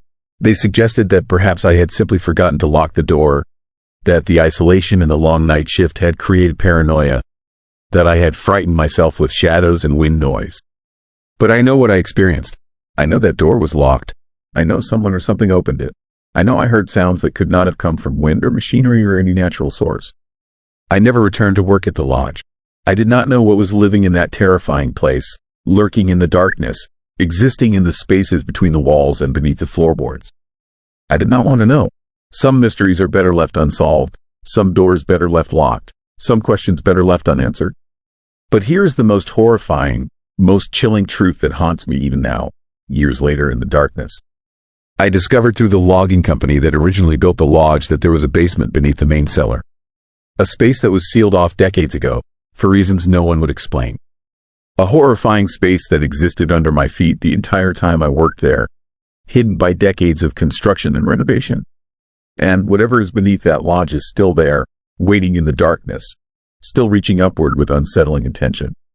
The door that should have been locked will haunt me until the day I die. Story 7. Warmth that should not exist. The chair in the break room was still warm when I sat down, and that single horrifying detail changed everything I thought I knew about being alone. Let me be clear about something from the start. I was the only person on shift that night at the Prudhoe Bay oil facility. The only living person. Anyway, what I discovered in that empty break room at 2 in the morning would make me question whether being alive and being present are actually the same thing. My name is Tom Bridger. I am a maintenance supervisor at one of the northernmost industrial sites in Alaska, where winter darkness lasts for months and the isolation can drive a man to hear voices in the wind. I have worked the graveyard shift for 6 years because the pay is double and my ex-wife needed every dollar I could send. The facility runs on a skeleton crew during off-peak months. That week in February, I was scheduled for solo overnight duty. Just me, 40 buildings, and the kind of silence that makes your ears ring. The routine was simple. Walk the grounds every 2 hours, check pressure gauges, monitor the equipment, make sure nothing froze or broke or caught fire. Between rounds, I would sit in the main office, drinking coffee that tasted like motor oil, counting the minutes until sunrise. It was boring work, Safe work. The kind of job where nothing scary ever happens because nothing ever happens at all. That night started like any other. I clocked in at 11, relieved Davis, who looked exhausted and eager to leave. He mentioned nothing unusual in his log. Everything was running smooth. I did my first round at midnight, trudging through snow that squeaked under my boots. My flashlight beam cutting through darkness so complete it felt solid. All clear, all quiet, all normal. At 1:30, I returned to the main building and decided to grab my thermos from the break room. I had left it there during my previous shift. The break room was at the end of a long hallway on the second floor, a cramped space with a table, 4 chairs, a microwave, and a small refrigerator that hummed louder than it should. I pushed open the door, expecting the cold emptiness of an unused room. The air was warm, not just heated by the building's system, but warm like someone had been breathing in there recently, filling the space with body heat. I stopped in the doorway, confused, my hand still on the knob. One of the chairs was pulled out from the table at an angle, as if someone had just stood up and walked away. And on the table, directly in front of that chair, sat a coffee cup. Steam rose from it in thin, ghostly wisps. My heart started beating faster. I stepped inside and approached the table slowly, the way you might approach a wild animal you're not sure is dangerous yet. The cup was white ceramic, unmarked, filled halfway with black coffee that was clearly fresh. I could smell it, rich and bitter and impossible. I touched the chair. The seat was warm. Not hot, just warm. Body temperature warm. The kind of warmth that fades quickly but had not faded yet. I spun around, scanning the break room with sudden panic. Empty. The door to the supply closet was closed. I yanked it open. Cleaning supplies and spare uniforms. No person. No explanation. I checked under the table like a frightened child checking for monsters, feeling ridiculous but unable to stop myself. Nothing. I was alone. Completely, undeniably alone. But someone had been sitting in that chair less than 5 minutes ago. Someone had poured that coffee and left it behind. I grabbed my radio and called the main gate. Eddie, the overnight security guard, answered immediately.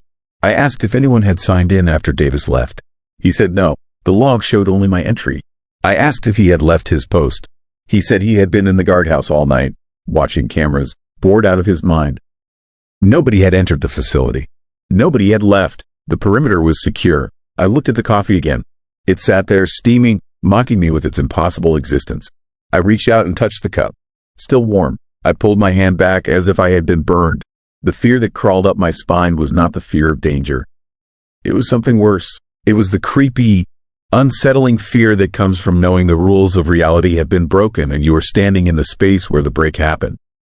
I took the cup to the sink and poured it out, watching the dark liquid spiral down the drain. Then I washed the cup thoroughly, dried it, and put it away in the cabinet. I was trying to erase the evidence, trying to convince myself I had imagined the whole thing. But the chair was still warm when I touched it again. That warmth was real. That warmth was terrifying. The rest of my shift became a nightmare of paranoia and dread. I could not shake the feeling that I was not alone. That someone was moving through the facility just ahead of me, always one room away, always just out of sight. During my 2 a.m. rounds, I found other signs. A door I had locked earlier was now unlocked. Footprints in the dust of an unused storage room that were not mine. A light on in a building that should have been dark. Each discovery made the horror grow, because none of it made sense. The security cameras showed nothing. Eddie saw no one. The motion sensors detected no movement.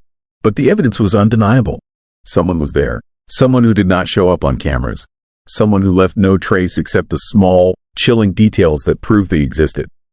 At 3 a.m, I returned to the break room. I do not know why. Some disturbed part of my mind needed to see if it would happen again.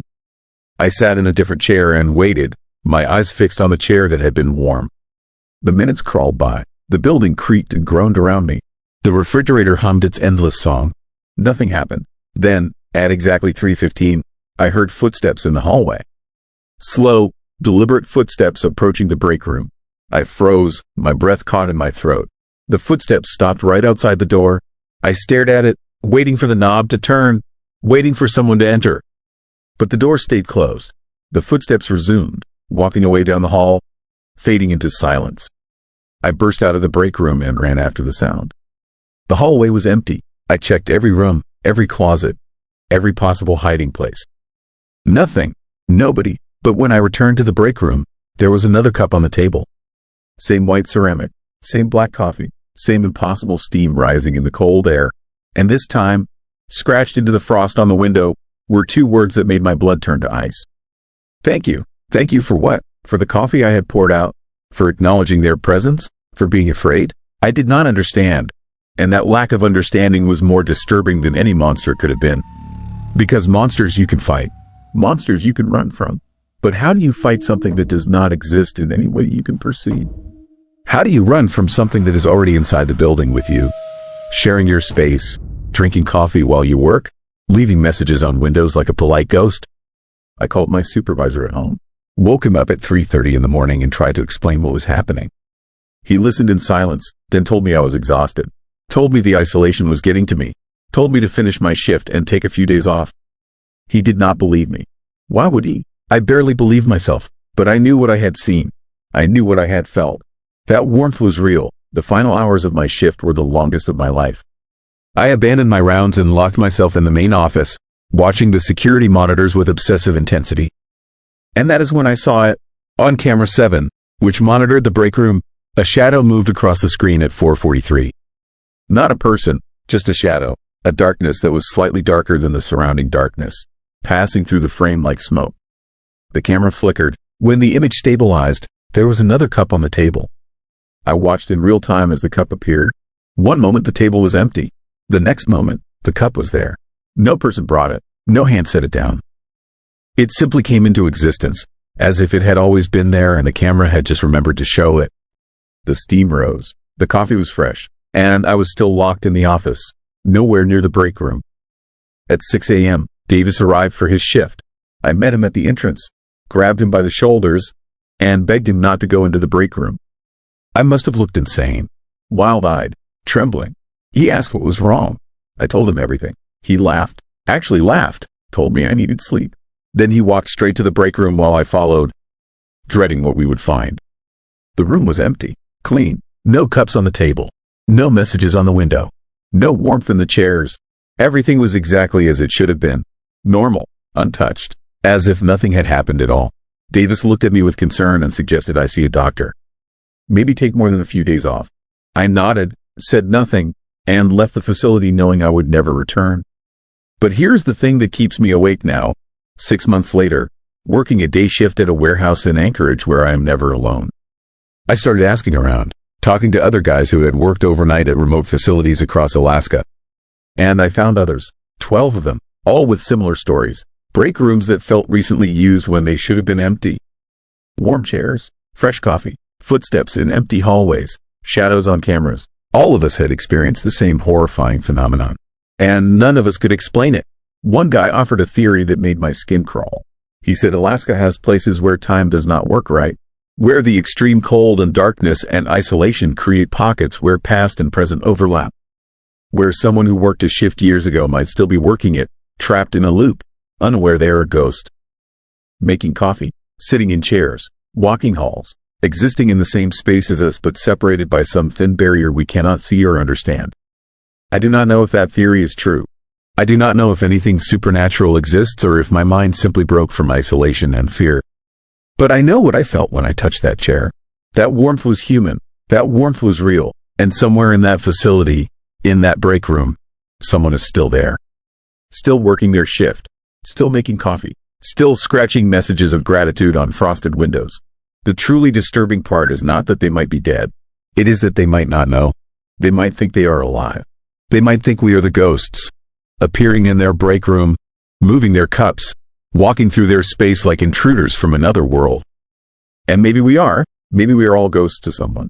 Maybe every warm chair you have ever found, every door left open that you swore you closed, every feeling that someone was just in the room before you entered, is evidence of these overlaps. These thin places where the living and the whatever comes after share the same horrifying space.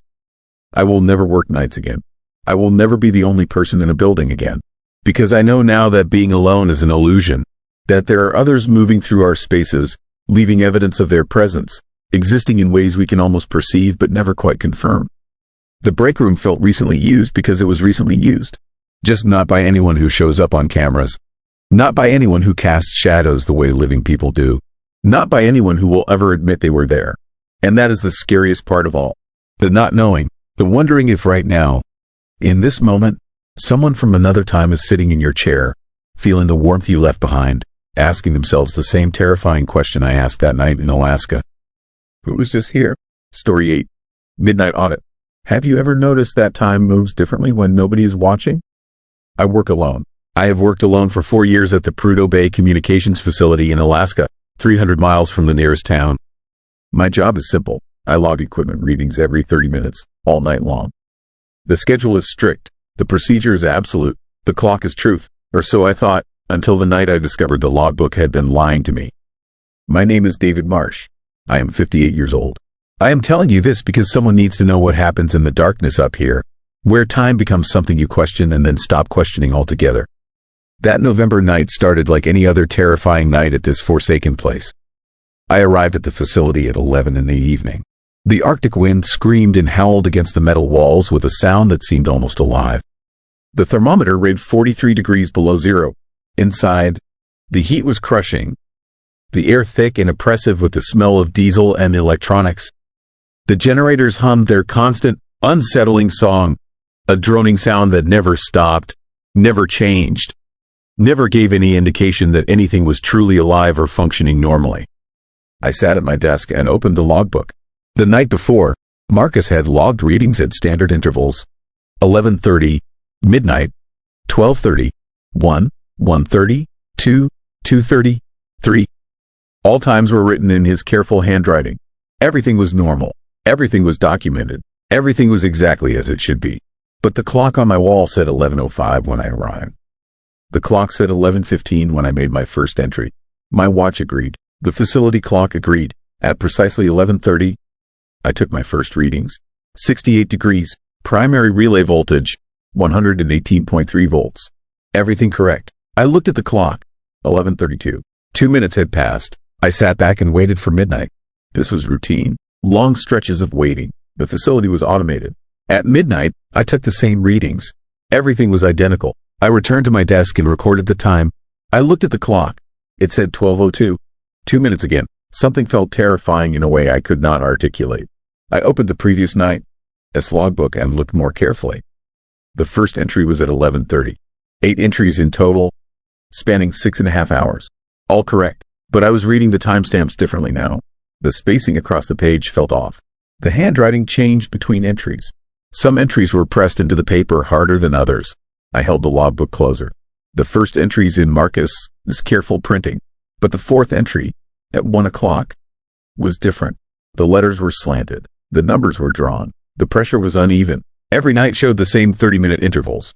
But somewhere in the middle of each night's entries, the handwriting would change. A shift, a break, a moment where the person writing seemed to become someone else. I checked my watch. 12:20. I had been reading the logbook for 18 minutes. But it had seemed like only seconds. Time was not behaving correctly. Time was not real. Time felt administrative, something written down and then forgotten. I closed the logbook and put my hands on my desk. My palms were sweating. My heart was beating hard in my throat. Marcus kept good records. Marcus was reliable, but something was wrong. Something was fundamentally terrifying. At exactly 1 o'clock, I stood and took my readings. Everything was normal. I looked at my watch as I recorded the entry. 1:02. 2 minutes had passed since midnight. 30 minutes on the logbook. 2 minutes on my watch. The time in the facility was moving at a different rate than the time outside. I sat at my desk with my hands shaking. Everything was in order. Everything was correct. But I was terrified of something I could not name. At 1:30, I took my readings again. At exactly 1:32, I returned to my desk. 30 minutes had passed according to the logbook. 2 more minutes on my watch. The pattern was holding. The schedule did not match the clock. I opened my phone and checked the time. 1:34. The phone agreed with my watch, but the logbook was recording different times. The facility clock was recording different times. The two realities were diverging. I called the office in Fairbanks. A manager named Jennifer answered. Her voice sounded confused and far away. I explained that the schedule did not match the clock. I explained that Marcus's previous entries showed the same discrepancy. Jennifer was quiet for a long moment. Then she asked me what night date it was. I told her November 15th. She said I should not be at the facility. According to the schedule, my shift was not until Saturday night. Nobody was supposed to be working tonight. The facility was unmanned. The readings were being logged remotely. I looked around the facility. I was alone. I had always been alone. But suddenly the solitude felt different. It felt wrong. It felt like I was the only person in a place designed to be empty. Jennifer asked if Marcus had showed up for work. She asked if I had actually seen Marcus. She asked when I had last confirmed that Marcus had actually completed his shift. I opened the logbook again. Marcus had logged readings from 11:30 until 3 in the morning. 8 entries. All the information was there. But I had never actually seen Marcus. I had only seen his handwriting. I had only seen evidence that someone had been here. What if Marcus had not shown up? What if the entries were made by someone else, using Marcus' handwriting? I looked at my watch. 1:41. According to the logbook, I had been here for 1 hour and 11 minutes. According to my watch, 1 hour and 36 minutes. The discrepancy was growing. Jennifer asked me to examine the logbook closely. She asked if the entries had been made at intervals or all at once. I examined the pages. The ink pressure was different on different entries. Some lines were fluid, some were hesitant, some rushed, but all could have been written by the same person in one session, adding times retroactively, filling in entries that had never actually been recorded. Someone had forged the logbook. Someone had fabricated an entire night of readings. Someone had created a false history. And I was alone in the facility with whoever had done it. I stood and walked around the main room. I checked the storage closet. Empty. The bathroom. Empty. The break room. Empty. I was definitely alone, but the logbook showed someone had been here. Either the logbook was a fabrication, or time itself was not working correctly. I looked at the clock. It said 1:46. My watch said 1:47. The clock was falling behind. Time was fragmenting. I called Jennifer back. I asked how the facility could monitor readings if nobody was here. I asked how the readings could be logged without a person present. She was quiet for a very long time. Then she asked if I was sure I had actually arrived at the facility at 11. She asked me to think carefully about when I had really gotten there. I looked at my watch. 1:52. I had arrived at 11:05. I was certain. But the more I thought about it, the less sure I became. The arrival seemed distant. It seemed like it had happened a long time ago. Or maybe only moments ago. Or maybe not at all. Jennifer asked if I had ever actually made it inside the facility. She asked if I might still be outside, in the cold, experiencing psychological episodes from extreme conditions. She asked if I could feel my fingers and toes. I looked down at my hands. They were solid, real, holding a phone. I could feel the warmth of my coat. I could feel the chair beneath me. But maybe that was wrong. Maybe I was outside. Maybe I was freezing to death. And my mind was creating comfortable fiction. Maybe the facility was not real. I walked to look outside. There was no window. I had been looking at a blank wall. I had been looking at nothing. There was no window at the facility. I had imagined it. I had imagined the darkness pressing against glass. I had imagined being observed by the night. I was losing coherence. I was losing my grasp on what was real. The facility was real. The logbook was real. But something was wrong. Something was deeply unsettling and terrifying. I looked at my watch. 2:15. My watch said 2:41. The discrepancy was now over 20 minutes. One version of time was moving much faster than the other. My body was experiencing faster time. My mind was measuring slower time. I was being pulled apart by 2 different rates of time operating simultaneously in the same space. Jennifer said something I did not understand. Her voice sounded distorted and filled with a creepy, unsettling tone I had never heard before. She said something about the facility being sealed. She said something about previous workers reporting similar discrepancies. She said something I did not want to hear. She said that 3 previous workers had gone to the facility during night shifts and had never come back. Their last entry showed completely normal readings. Everything appeared fine. Everything looked correct. But the workers disappeared. They simply did not return. Nobody found them. Nobody could locate them. They had ceased to exist. Their cars were found in the parking lot. Their belongings were still in the break room. But the workers themselves had vanished into the administrative time, consumed by the eerie darkness that surrounded this place. I looked at the logbook. The entry at 1:30 was in my handwriting. I had written it, but I was certain I had never been here before tonight. The clock said 2:38. My watch said 3:14. The gap was widening. Time was separating. I began to understand. The facility was not measuring time correctly because time did not pass correctly here. Time moved differently. Time was present all at once. All the night shifts, all the entries, all the workers were happening simultaneously in the same moment. We were all here together, all alone, all recording the same readings, all watching the clock diverge. The schedule did not match the clock because there was no schedule. There was only time consuming itself. There was only moments eating other moments. There was only the void expanding and devouring everything that tried to measure it. I looked at the logbook. New entries were appearing on pages I had already read. New times were being added. My handwriting was appearing next to Marcus. His handwriting was appearing next to handwriting I had never seen before. The terrifying truth was becoming clear. The haunted logbook was writing itself. The disturbing entries were being added in real time, as if by invisible hands. The creepy sight of my own handwriting appearing where I had not written filled me with horrifying dread. The eerie darkness seemed to pulse from the pages themselves. We were all here, all of us who had worked this facility, all of us who had disappeared. We were still here, trapped in the same moment, recording the same data, watching our entries appear and vanish and appear again. I picked up the pen and looked at the next blank line. And I began to write. My hand moved with perfect precision. I wrote the time. I wrote the readings. I recorded the data. I maintained the schedule. I kept the procedure. I continued the work that I would always continue. Had always continued. Had never stopped continuing. The clock showed 3:01, but I knew it meant nothing. Time here was measured in entries. Time here was measured by those who came after and would record their own entries, watching the clock diverge, watching their handwriting change, watching the schedule fail to match the moment. I could see now that I was not inside the facility. I was inside the darkness. The darkness was inside the facility. The facility was inside me. All of those happening at once in a place where time did not move but simply accumulated. The logbook showed that I had been here since the beginning. The logbook showed I would never leave. That is where I remain, recording the readings, maintaining the schedule, writing entries that will never be complete, watching time separate from the clock, waiting for the next worker. If you are reading this, you have found the records. Do not come to the facility.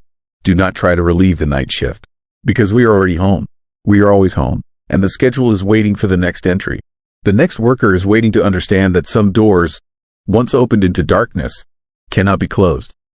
Some clocks cannot be repaired, and some nights never truly end. Story 9. What followed me home? The shift ended at 6 in the morning, but the feeling of being watched never clocked out. That is the thing about working nights in the Alaskan wilderness that nobody tells you. The darkness gets inside you. It follows you home. And sometimes, what lives in that darkness follows you too. I am a truck driver. Have been for 22 years. I haul supplies to remote work camps and mining operations across Alaska, places so far north that winter means months without sunlight. The pay is good. The isolation is brutal. Most drivers last one season before they quit. I lasted 5 years before I learned why the smart ones leave early. Before I discovered that some roads should never be driven alone. That some cargo should never be delivered. That some things you see in your rearview mirror are not headlights from the truck behind you. It started on a February run to a geological survey camp 200 miles past Fairbanks. The camp sat at the end of a logging road that barely qualified as a road at all. More like a scar through the forest where something heavy had been dragged repeatedly until the earth gave up and accepted the wound. My GPS lost signal 40 miles out. My radio picked up nothing but static. I was driving on memory and hope, watching my headlights carve tunnels through darkness so thick it seemed to push back against the light.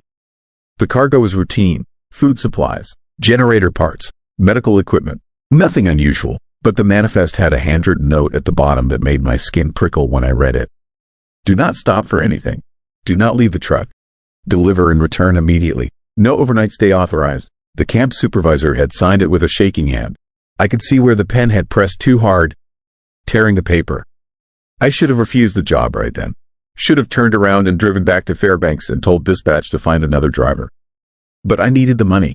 Always needed the money. So I kept driving, watching the odometer count miles into nowhere, feeling the temperature drop as I climbed higher into the mountains where the trees grew twisted and strange. The camp appeared suddenly, a cluster of prefab buildings and generator lights that glowed orange against the snow. No one came out to greet me. I sat in the cab for 5 minutes, engine running, waiting for someone to acknowledge my arrival. Nothing.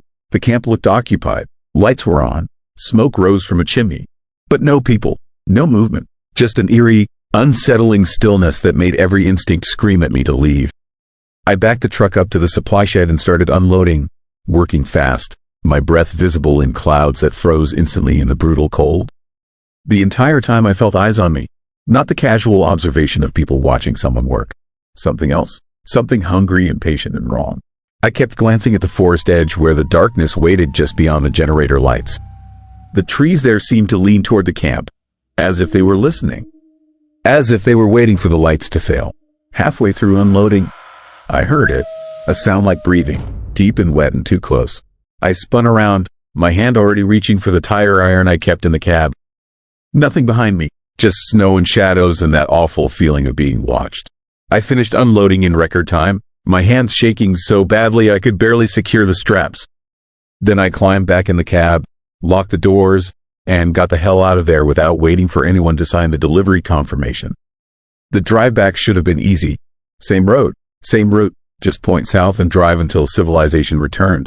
But something was different, wrong. The forest felt closer, the darkness felt heavier, and in my rearview mirror, I kept seeing movement, shadows that paced my truck, shapes that ran between the trees at speeds nothing human could match. I told myself it was exhaustion, paranoia, the isolation playing tricks on my mind. But the fear that crawled up my spine was real. The certainty that something had noticed me at that camp and decided to follow was real. At mile marker 73, my headlights caught something in the road. A figure, standing motionless in the center of the lane, facing my truck. I slammed the brakes, the truck fishtailing on ice before grinding to a stop 20 feet from where the figure stood. It was tall, too tall. Its proportions were wrong, like someone had stretched a human body until it broke. I sat frozen, hands locked on the wheel, staring at this thing that should not exist. Then it moved, not walking, not running. It glided toward the truck with a horrible smoothness, closing the distance in seconds. I threw the truck into reverse and punched the accelerator, the engine screaming as I backed away from whatever that thing was. It followed, faster than I could reverse, faster than anything should move. Its face, if you could call it a face, pressed against my windshield. No eyes, no mouth, just blank skin stretched over a skull that was too long and too narrow to be human. I shifted into drive and floored it, the truck lurching forward, crashing through the figure like it was made of smoke. In my mirror, I saw it reform in the road behind me, standing motionless again, watching me flee. My heart hammered so hard I thought it would burst through my ribs. Every breath burned my lungs. The terror was so intense I nearly blacked out.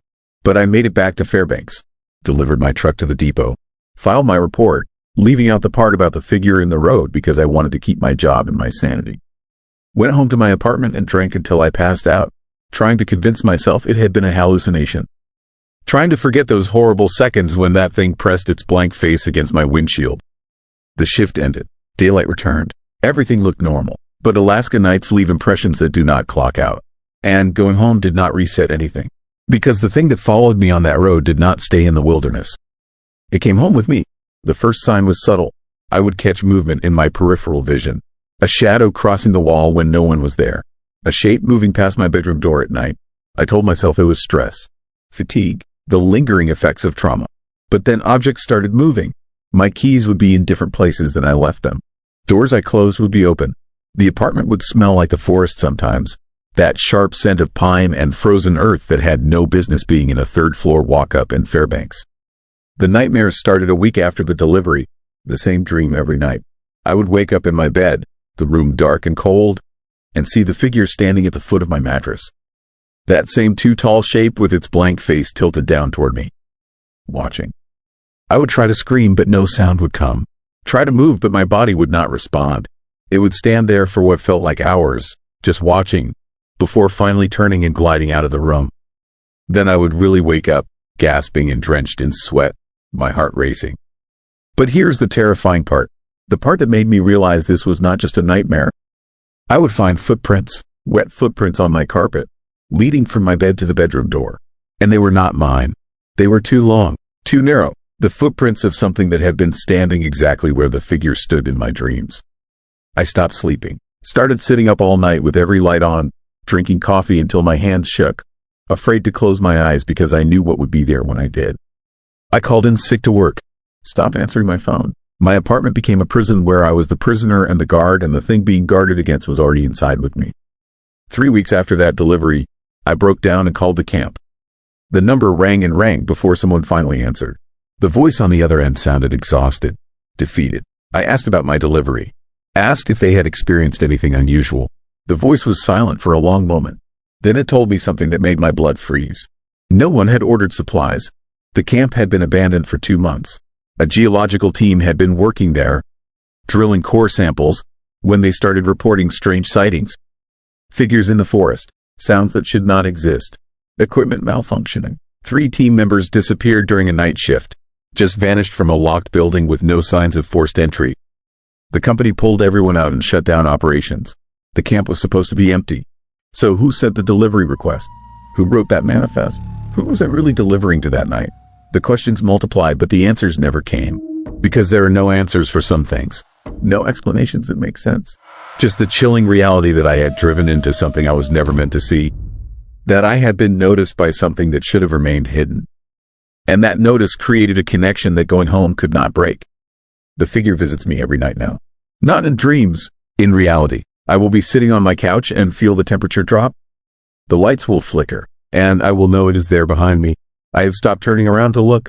There is no point. I know what I would see. That blank face, those wrong proportions, that horrible patient stillness of something that has all the time in the world and knows I do not. I have tried to run, moved to a different apartment. The figure followed, drove to Anchorage. It appeared in my hotel room. Flew to Seattle to stay with my brother. Woke up the first night to see it standing in his guest room, watching me with that eyeless face. Geography means nothing to it. Distance is irrelevant. Whatever connection was formed that night on that frozen logging road transcends space and time and every rule of reality I thought I understood. Other drivers have told me about similar experiences. Late night runs to remote locations, encountering things that should not exist, and then those things following them home, refusing to stay in the wilderness where they belong. Alaska is full of these stories. The state is so vast, so empty, so dark for so much of the year that it becomes a breeding ground for things that thrive in isolation and shadow. Things that most people never see because they are smart enough to stay away from the places where darkness is absolute. But some of us drive into that darkness for a paycheck. Some of us ignore the warnings because we need the money. And some of us learn too late that there are costs beyond dollars and cents. That some jobs extract payment in ways that never end. That going home does not reset anything when you have been marked by something that exists outside the normal flow of life. I am writing this as a warning.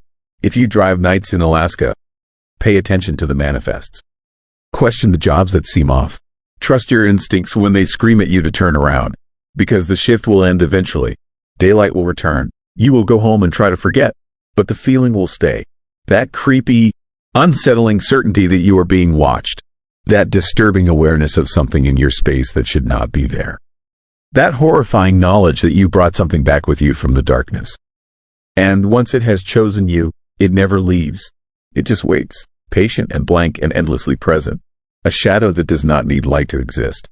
A horror that does not need to harm you to destroy you.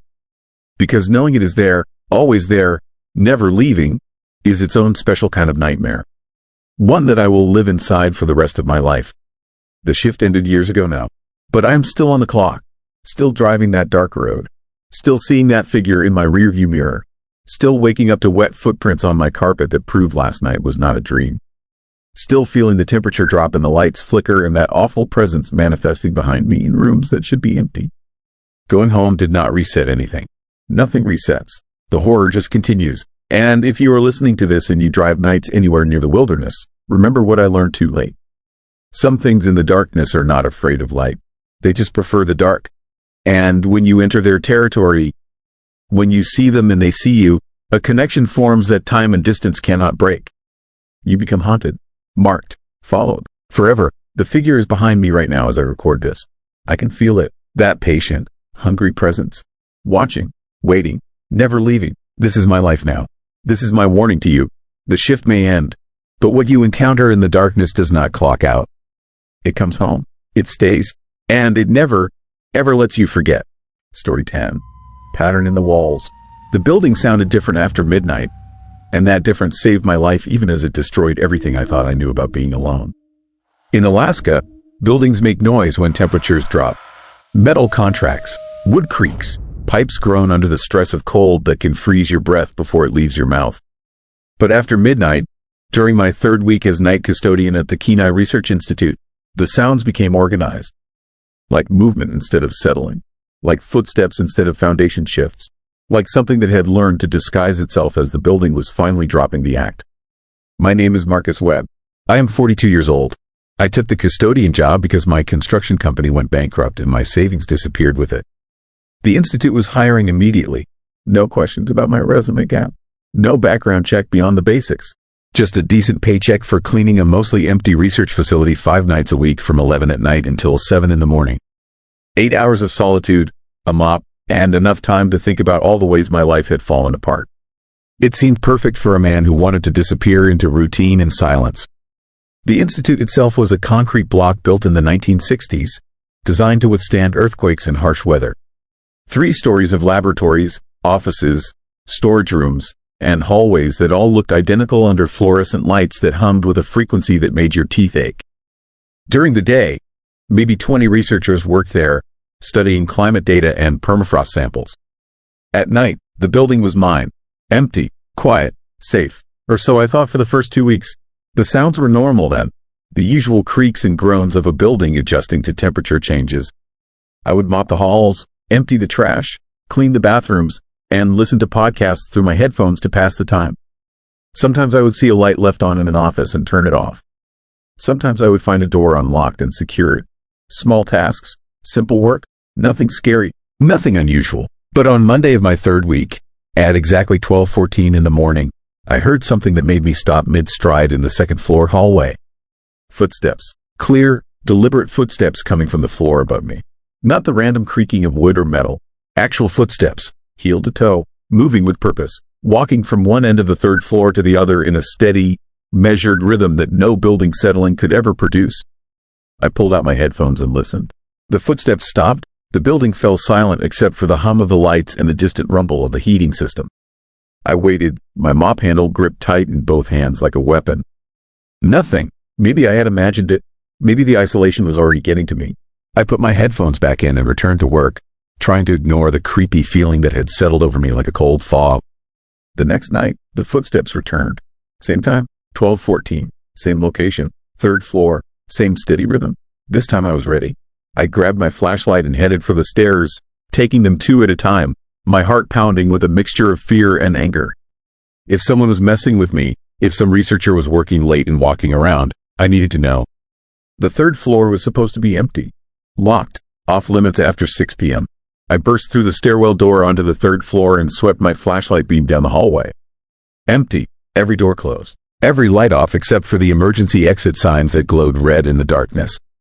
I walked the entire floor, checking every room, every closet, every possible hiding place. Nothing, no one, but the air felt wrong, warmer than it should be, and there was a smell, faint but distinct, like wet earth and something organic that was slowly rotting. I returned to the 2nd floor and tried to focus on my work. But the sounds continued, not just footsteps now, other noises, a dragging sound like something heavy being pulled across the floor, a rhythmic tapping like knuckles on glass, a low, sustained hum that was not mechanical but somehow alive. And always, the sounds were organized. They followed patterns. They responded to my movements. When I would stop to listen, they would stop. When I would start walking, they would start. It was as if the building itself was mimicking me, learning my routines, anticipating my actions. By Friday of that week, the horror had escalated beyond sounds.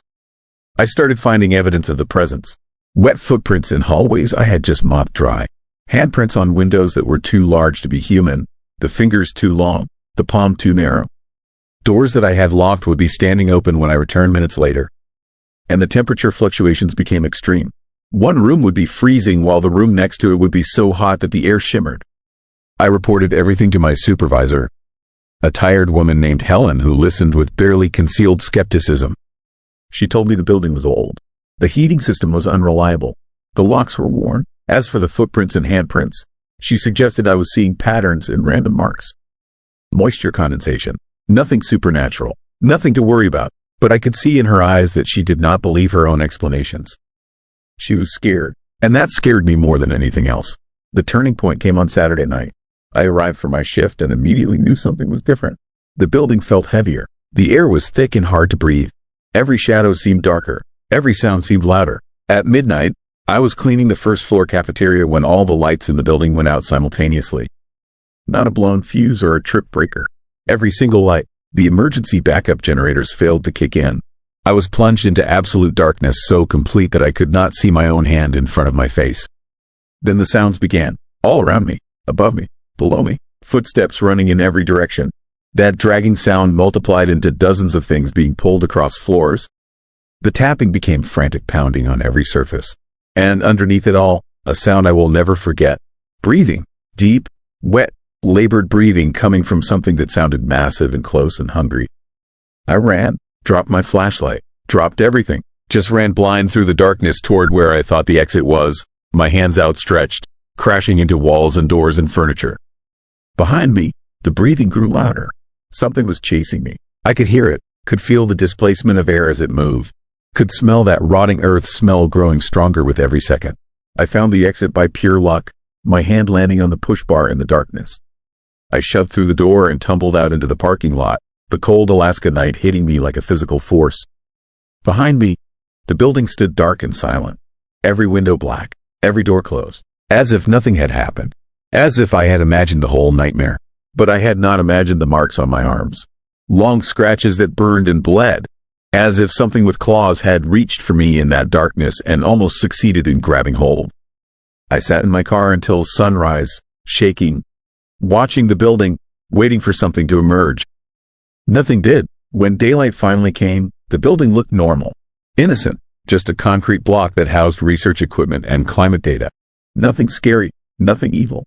I quit that morning, walked into Helen's office and told her I was done. She did not argue, did not ask for details, just nodded and processed my final paycheck while avoiding my eyes. As I was leaving, she said something that made my blood run cold. She told me I had lasted longer than most. The average night custodian stayed 3 weeks before quitting. Some made it only a few days.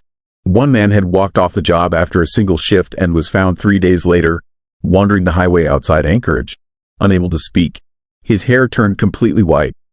I asked her what was in that building. What we were really cleaning and maintaining and pretending was normal.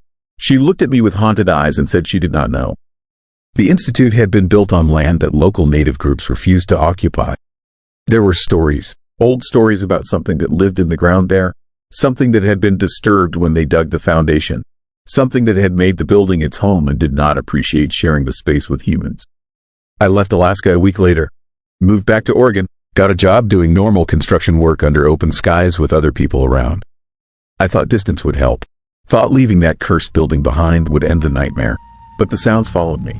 Not every night, just occasionally, always after midnight, always organized. The walls of my apartment will creak in patterns. Footsteps will echo in the hallway outside my door. The temperature will drop suddenly and that smell, that awful rotting earth smell, will fill my bedroom. And I know the truth now, the building was not haunted. The building was never the problem. The thing that lived there, the thing that made those sounds and left those marks, does not need walls to exist. It exists in darkness and cold and isolation. It exists wherever fear creates an opening. And once it notices you, once it learns your patterns and mimics your movements and chases you through the dark, you become part of its territory. Distance means nothing. Moving means nothing. You carry it with you because it has embedded itself in your mind, in your fears, in every dark corner you will ever encounter for the rest of your life. The building sounded different after midnight because something was learning to sound like the building. Learning to hide in plain hearing. Learning to use our assumptions about normal sounds to disguise its presence until it was ready to reveal itself. And that is the most terrifying part. How many other buildings make strange sounds at night? How many people dismiss those sounds as settling in temperature changes and nothing to worry about? How many of us are living and working in spaces that are occupied by things that have learned to mimic the environment so perfectly that we never notice them until it is too late? I drive past old buildings now and I listen. Really listen. And sometimes I hear it. That organized quality to the sounds. That rhythm that is too deliberate to be random. That sense of something moving with purpose behind the walls. And I know it is there. I know it is real. I know we are never as alone as we think we are. The worst part is not the fear. Fear fades with time. The worst part is the knowledge. Knowing that something shares our spaces. Something that watches and learns and waits. Something that exists in the gaps between what we see and what we hear. Something that has been there all along, in every creaking house and every groaning building, organized and patient and hungry. And now that I know, I can never unhear it, can never ignore the patterns, can never feel safe after midnight when the sounds begin and I have to ask myself the question that haunts every moment of darkness. Is that the building settling? Or is something in the walls moving toward me, one deliberate footstep at a time? After listening to these stories, there's one question that matters most. When the shift ends and the lights turn back on, most people expect the feeling to disappear. But sometimes it doesn't. So answer this honestly in the comments. What stayed with you longer? The story itself, or the feeling it created? Reading other answers might explain more than the stories ever could.